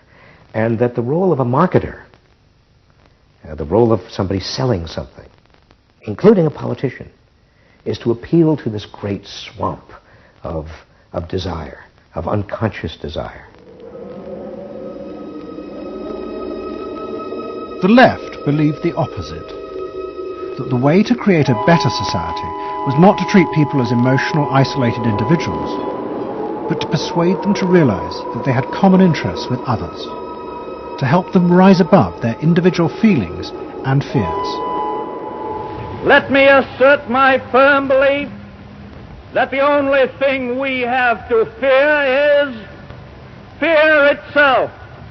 Nameless, unreasoning, unjustified terror, which paralyzes needed efforts to convert retreat into advance. This idea had flourished in America in the Depression of the 1930s. President Roosevelt, faced with the chaos caused by the Wall Street crash, encouraged Americans to join together in trades unions, to set up consumer groups, and to pay for a welfare system for those trapped in poverty. His aim was to create a collective awareness which would become a powerful weapon against the unfettered power of capitalism, which had caused the crisis. That idea had driven the Democratic Party for 50 years. But now, Roosevelt's inheritors railed vainly against the effects of the self-interest encouraged by President Reagan. There is despair, Mr. President, in the faces that you don't see. Maybe, Mr. President, if you stopped in at a shelter in Chicago and spoke to the homeless there. Maybe, Mr. President, if you asked a woman who had been denied the help she needed to feed her children because you said you needed the money for a tax break for a millionaire or for a missile we couldn't afford to use. The worst thing Ronald Reagan did was to make the denial of compassion respectable. He said, you've worked hard, you've made your money.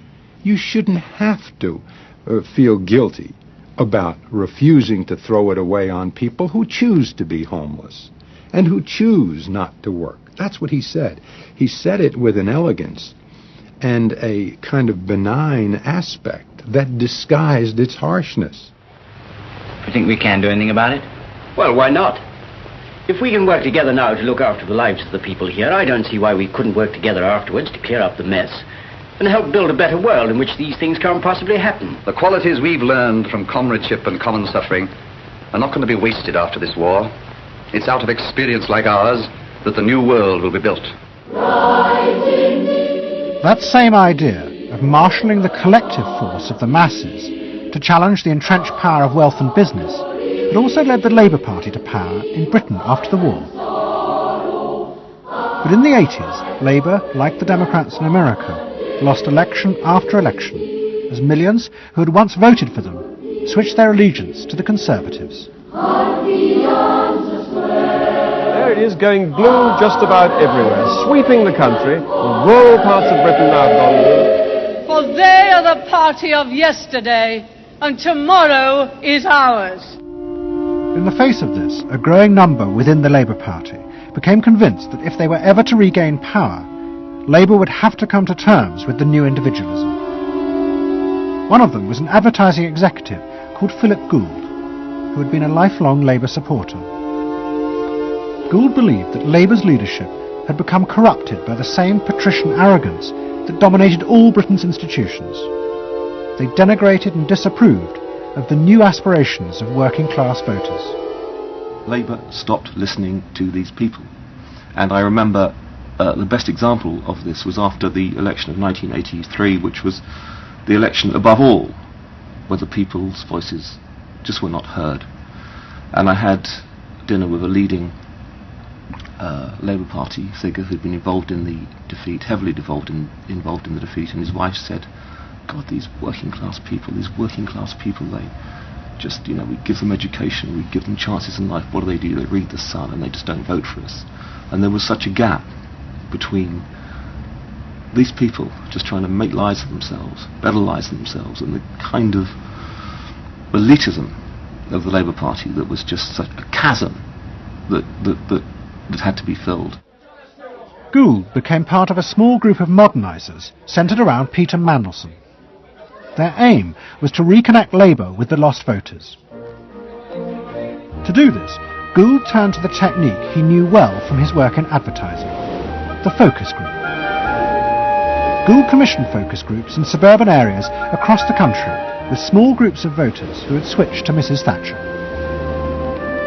People were encouraged not to talk rationally about policies, but to express their underlying feelings. And what Gould discovered was a fundamental shift in people's relationship to politics. They no longer saw themselves as part of any group, but as individuals who could demand things from politicians in return for paying taxes, just as business had taught them to do as consumers. And I found that the people had become consumers. People now wanted to have, politics and life on their own terms. I mean, not just in politics, but in all aspects of life too. People see themselves as they are, as autonomous, powerful individuals who are entitled to be respected, who are entitled to have the best, not just in, going to Tesco's or wherever, but the best in terms of health and in education too. All this was about getting the Labour Party to understand that people really, really, really had changed, and the Labour Party had not, and unless the Labour Party changed, it would not win. Philip Gould now set out to try and persuade the Labour Party that they would have to make concessions to what he called the new aspirational classes. But he was going to face implacable opposition. In the run-up to the 1992 election, Gould argued that the only way to win was for Labour to promise not to put up taxes. But the Shadow Chancellor, John Smith, angrily refused. Labour would stick to its fundamental policies. They would fight the election with the promise of tax increases to create a fairer society. And as the campaign began, it seemed as if Philip Gould was wrong. The traditional polls consistently showed Labour ahead, despite the Conservative campaign message that a Labour government would put up taxes. Even the Conservatives' oldest allies in the press became convinced that by harping on about tax, the Conservatives were cutting their own throats.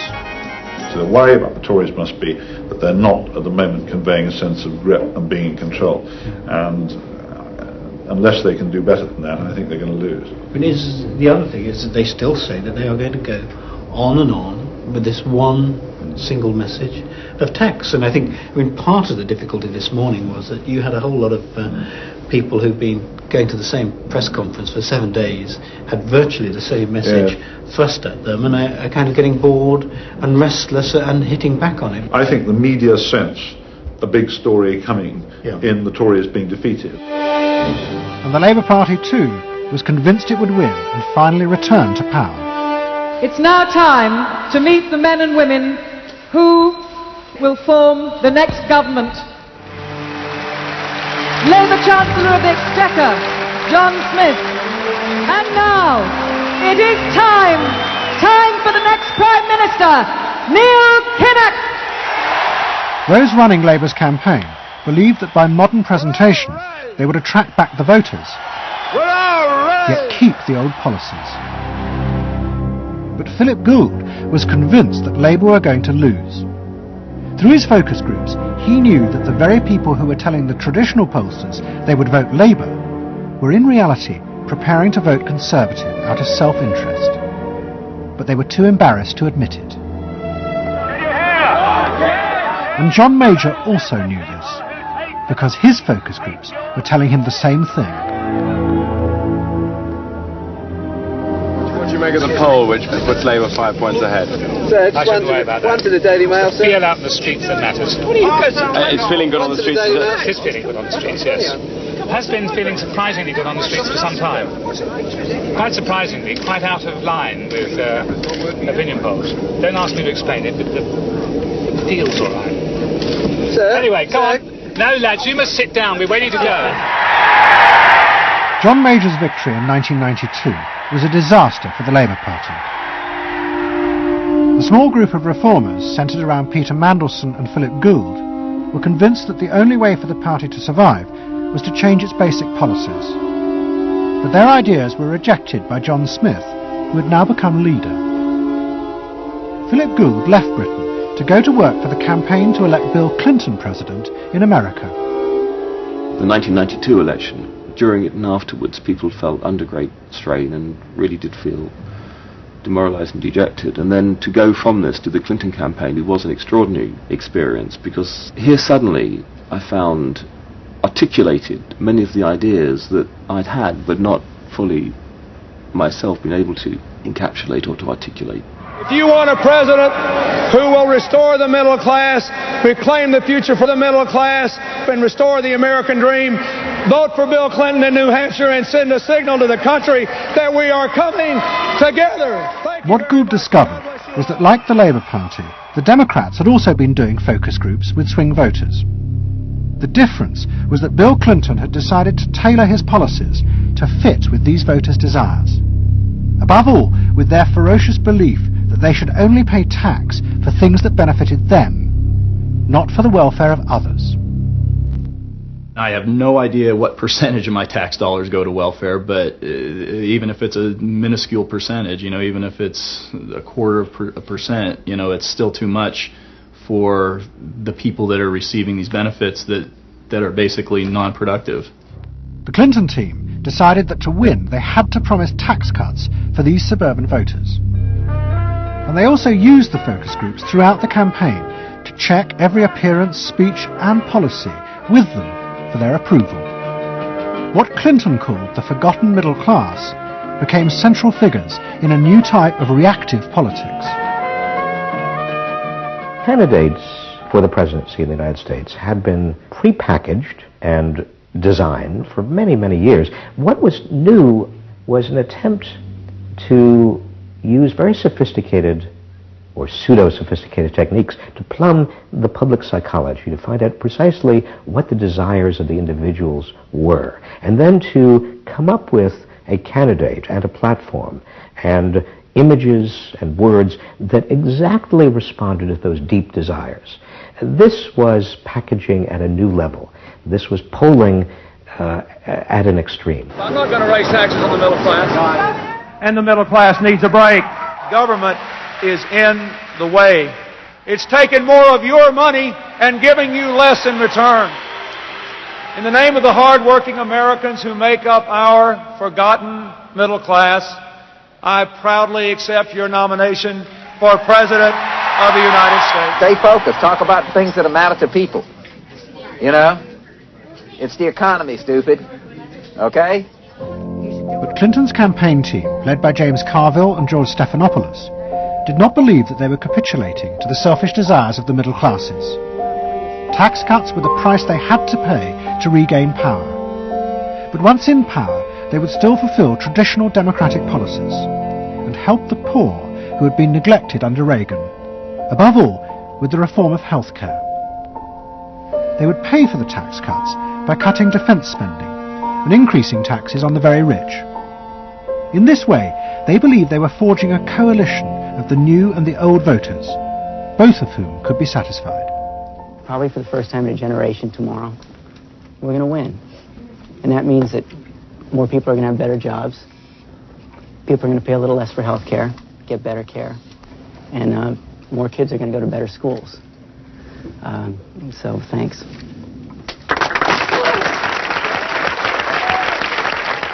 But the Democrats' optimism was to be short-lived.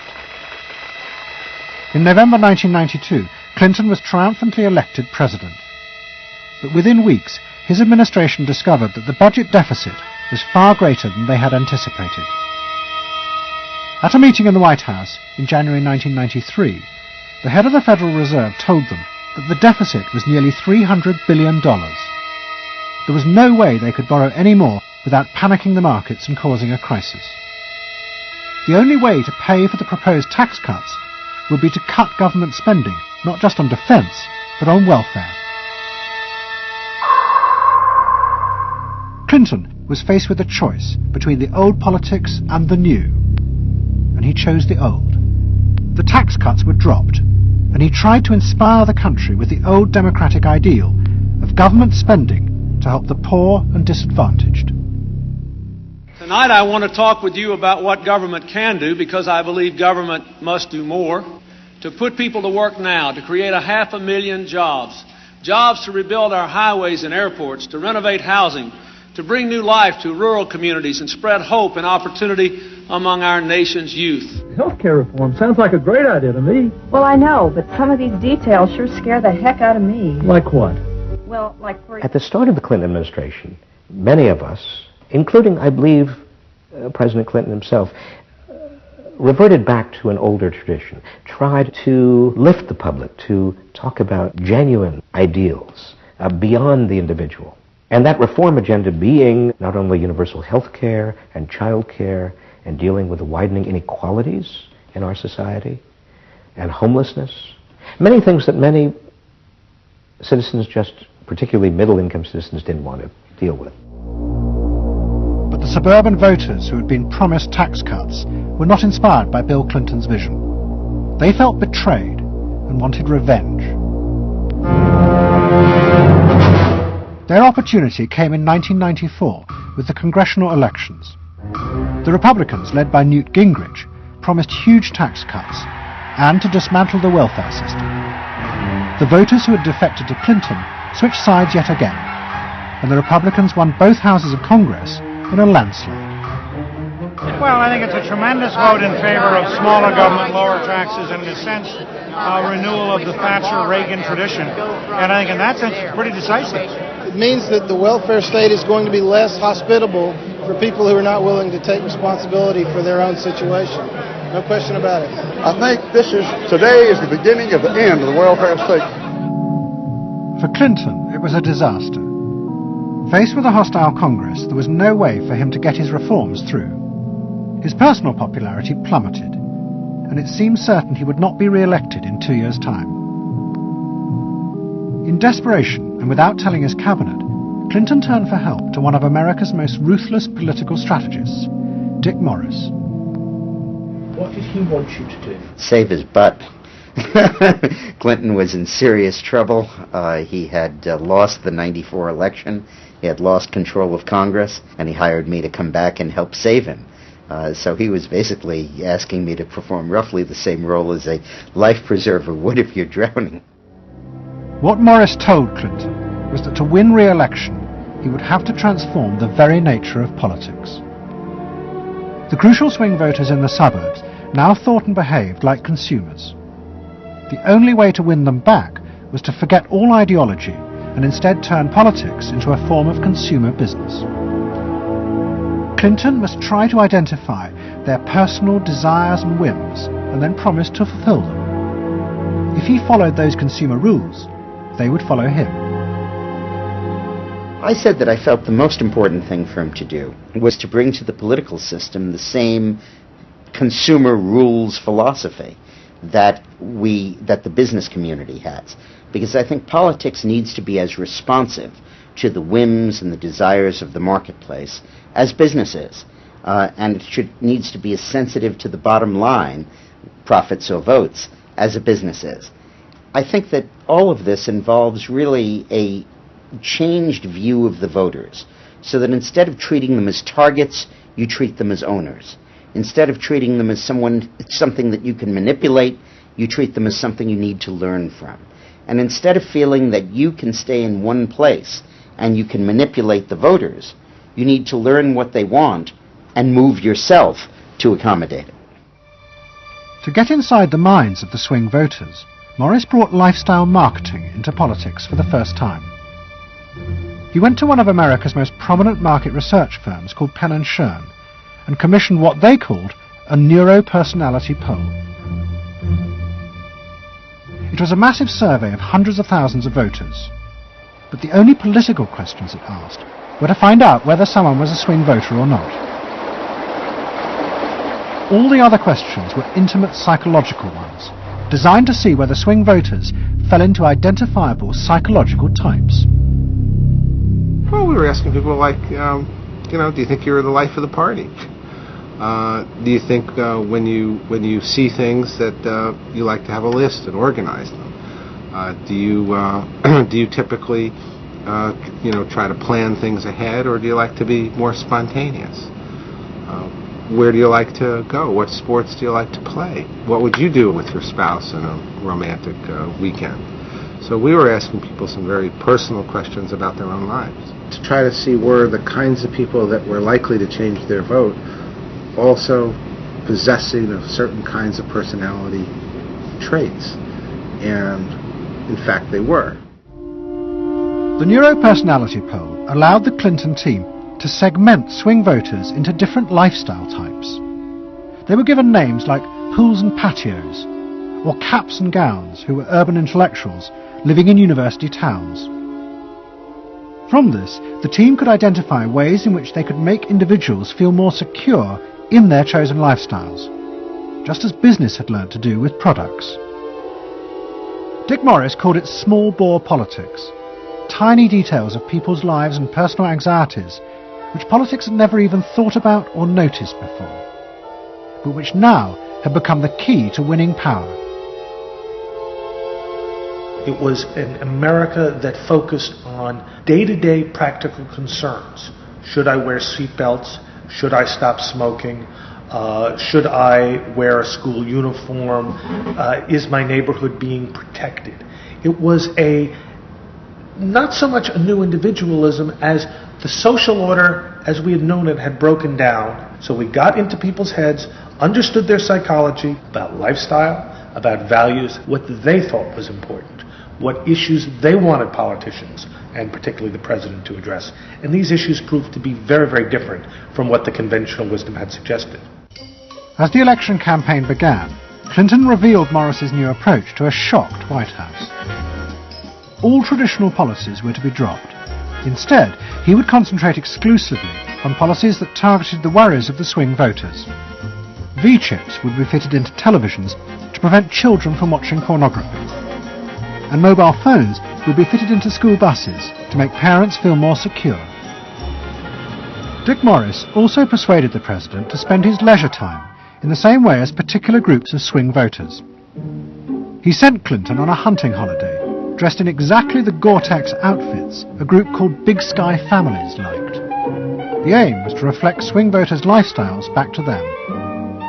The Liberals in Clinton's cabinet hated this approach. And I would say, well, Dick, why have a campaign? This was the 1996 campaign. If all the president is going to do is offer up these little bite-sized miniature initiatives that appeal to people's desires, like consumers, buying soap, V-chips that you could put in your televisions so you could make sure that your children did not have pornography, and school uniforms. Why talk about them? They're so mundane and they're so tiny. And he would say back, if we don't do this, we may not get reelected. And I would say, what's the point of getting reelected if you have no mandate to do anything when you're reelected? And he'd say, what's the point of having a mandate if you can't get reelected? Isn't the ultimate goal getting reelected? But Morris's new politics were an extraordinary success. Clinton's ratings among the swing voters began to soar.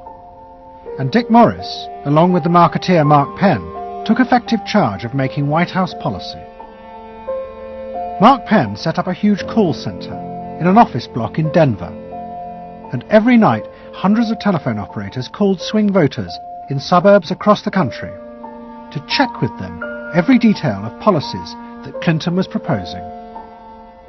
The policy was made by a group of people manning telephones in Denver, Colorado, placing calls to voters in places like Westchester and Pasadena, and asking them what they wanted from their government, and asking them very specifically about specific policies that Bill Clinton was considering. Would you be more likely to support him if he offered this particular government service, or if he offered that one? Those people told them what they thought. Mark Penn transmitted that to Bill Clinton, and it came out of his mouth.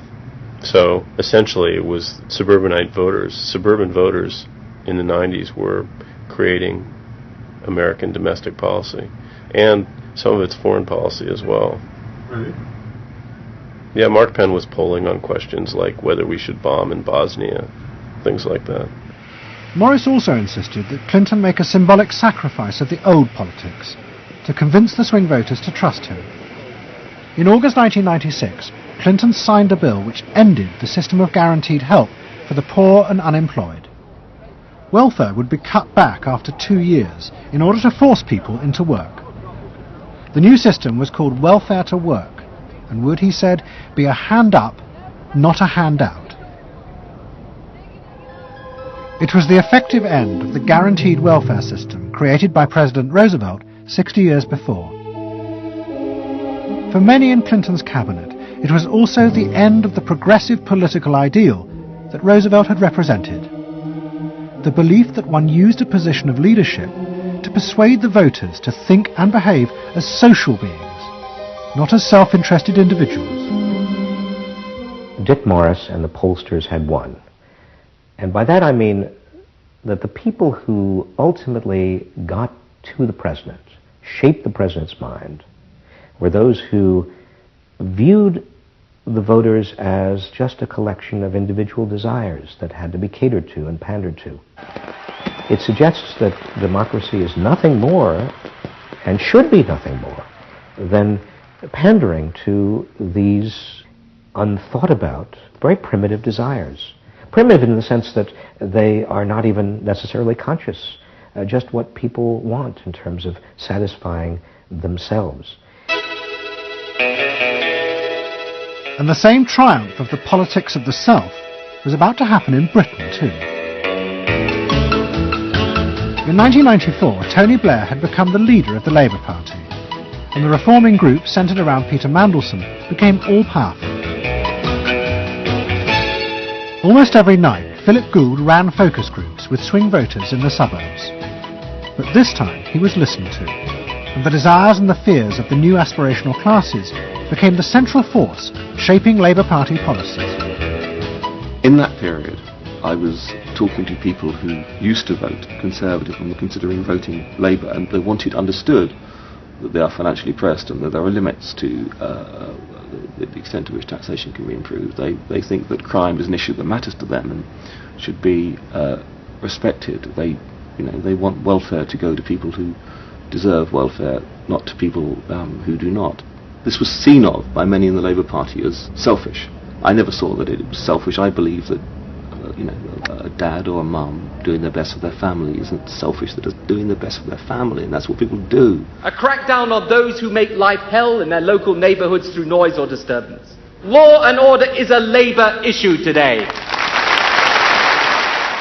Philosophy of campaigning is, let's concentrate on swing voters, let's focus group them to find out what they want and what will appeal to them, and let's just relentlessly push those themes in the election. Something is happening to you. After promising to put money in your pocket, the Conservatives are quietly taking it away. Philip Gould was crucial because he gave the raw material, if you like, for these politicians to do this kind of politics. In that when he came up with stuff, they'd follow it, pretty much without exception. Blair himself would pore over these sort of 12-page memos and say, well, this is what we must do. We want people to earn more, to consume the good things of life. We want people to pay lower taxes. Gordon Brown says the Labour government would hold the main tax rates unchanged. The Labour government will not increase the basic rate of tax. I want to make it clear that I will not increase tax. In fact, the Labour Party does stand for Middle England. Those that aspire to do better, to get on in life, and be ambitious for themselves and their families will do better with Labour. Groups of 8 people drinking wine and nibbling, Cheerios, what they thought determined effectively everything that the Labour Party did. And although those running the campaign liked to portray the new approach as their invention, it was in fact copied from the Americans, even down to the phrases that the American marketeers had tested on their swing voters. Peter Mandelson and his team were in the United States watching what we did and copied almost verbatim our approach in their 1997 campaign. The benefit system should be about giving people a hand up, not just a handout. Mandelson's not a fool if he's anything. He saw something that worked, so why not do it? And I can remember reading their manifesto and saying to myself, they just took it lock, stock, and barrel. On one hand you're proud, and on another hand you're bitch. And as in America, Labour was forced to drop policies that would not directly benefit the swing voters, even if it meant sacrificing its fundamental principles.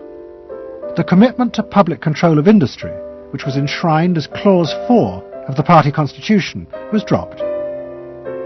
The aim of Clause 4 had been to use the collective power of the people to challenge the unfettered greed of business.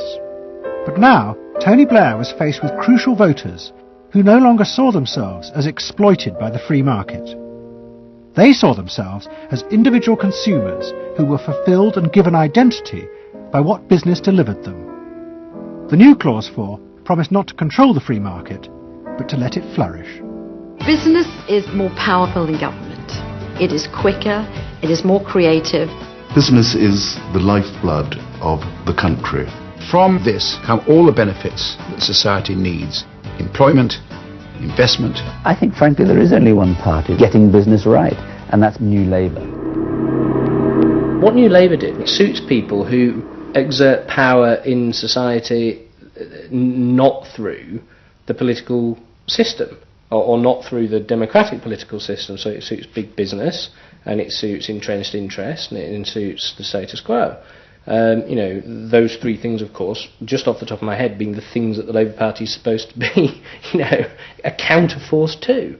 What that means is big business get to carry on exerting their power behind the scenes, getting their way, because there's no countervailing pressure. Countervailing pressure isn't going to come from, 8 people sipping wine in Kettering. Here he goes, turning an awful lot of other blue seats red as well.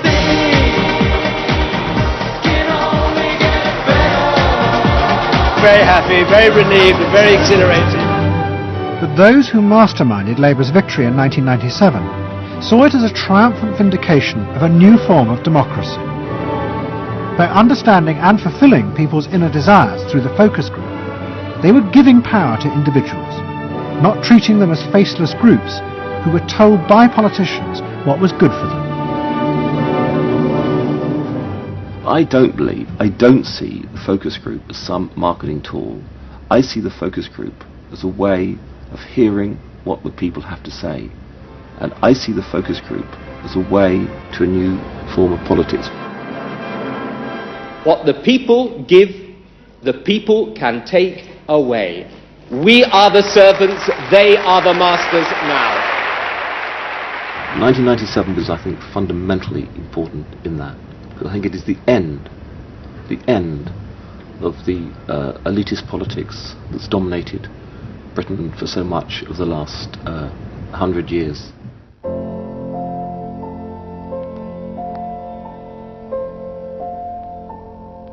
In 1939, Edward Bernays, Sigmund Freud's nephew, created a vision of a future world in which the consumer was king. It was at the World's Fair in New York, and Bernays called it Democracity. It was one of the earliest and most dramatic portrayals of a consumerist democracy, a society in which the needs and desires of individuals were read and fulfilled by business and the free market. The World's Fair created a spectacle in which all of these concerns were met, and they were met by Westinghouse and General Motors and the American Cash Register Company, and company after company presented itself as this sort of centerpiece of a society in which human desire and human want and human anxiety would all be responded to and would all be met purely through the free enterprise system. There was this sort of notion that the free market was something that was not guided by ideologies or by political power. It was something that simply was guided by the people's will. This was the model of democracy that both New Labour and the American Democrats had bought into in order to regain power. They had used techniques developed by business to read the desires of consumers, and they had accepted Bernays' claim that this was a better form of democracy. But in reality, the World's Fair had been an elaborate piece of propaganda designed by Bernays for his clients, the giant American corporations. Privately, Bernays did not believe that true democracy could ever work. He had been profoundly influenced in this by his uncle's theories of human nature. Freud believed that individuals were not driven by rational thought, but by primitive unconscious desires and feelings. And Bernays believed that this meant it was too dangerous to let the masses ever have control over their own lives. And consumerism was a way of giving people the illusion of control while allowing a responsible elite to continue managing society.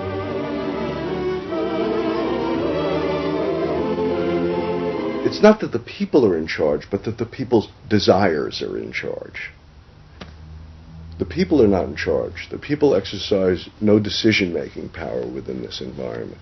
So democracy is reduced from something which assumes an active citizenry to something which now increasingly is predicated on the idea of the public as passive consumers, the public as people who essentially what you're delivering them are doggy treats.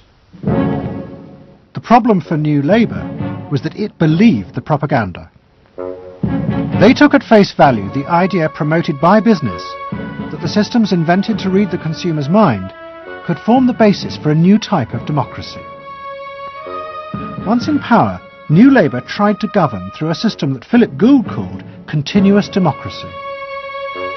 But what worked for business in designing products led the Labour government into a bewildering maze of contradictory whims and desires.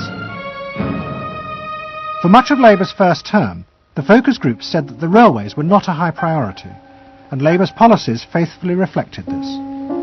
But now, those same groups are blaming the government for not having invested more money sooner in the railways. The point about focus group politics is that there isn't one because people are contradictory and irrational, and so you have a problem in terms of deciding what you're going to do if all you do is actually listen to a mass of individual opinions that are forever fluctuating and don't really have any coherence, and crucially are not set in context. So that's why people can say, you know, I want lower taxes and better public services. Of course they do. You know, if you say, do you want to pay more taxes to get better public services, people are less sure. They then don't believe that if they do pay more taxes, they will be spent on better public services. So you end up in this quagmire where, you know, the truth is a politician has to say, look, this is what I believe. I believe that you should pay slightly more taxes to make better public services, and I pledge that I'm competent enough to actually use that money wisely. Do you want that? Vote for me, yes or no. And that's what Blair has failed to do. Tony Blair turns around and sort of tries to feed back to them what they already believe, and given what they believe is sort of a load of individual, incoherent, contradictory nonsense, that's all he has to offer. And then he wonders why people don't get him. You know, the answer they don't get him is because they're looking for someone to do something that they can't do themselves, which is actually come up with a coherent political opinion that they might have faith in. New Labour are faced with a dilemma. The system of consumer democracy that they have embraced has trapped them into a series of short-term and often contradictory policies. There are now growing demands that they fulfil a grander vision, that they use the power of government to deal with the problems of growing inequality and the decaying social fabric of the country. But to do this, they will have to appeal to the electorate to think outside their own self-interest. And this would mean challenging the now dominant Freudian view of human beings as selfish, instinct-driven individuals, which is a concept of human beings that has been fostered and encouraged by business because it produces ideal consumers. Although we feel we are free, in reality, we, like the politicians, have become the slaves of our own desires. We have forgotten that we can be more than that there are other sides to human nature. Fundamentally, here we have two different views of human nature and of democracy. You have the view that people are irrational, that they are bundles of unconscious emotion. That comes directly out of Freud. And businesses are very able to respond to that. That's what they have honed their skills doing. That's what marketing is really all about. What are the symbols, the music, the images, the words that will appeal to these unconscious feelings? Politics must be more than that. Politics and leadership are about engaging the public in a rational discussion and deliberation about what is best, and treating people with respect in terms of their rational abilities to debate what is best. If it's not that, if it is Freudian, if it is basically a matter of appealing to the same basic unconscious feelings that business appeals to, then why not let business do it? Business can do it better. Business knows how to do it. Business, after all, is in the business of responding to those feelings.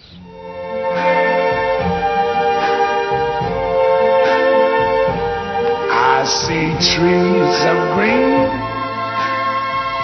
red roses too. I see them bloom for me and you, and I think to myself, what a wonderful world. I think to myself,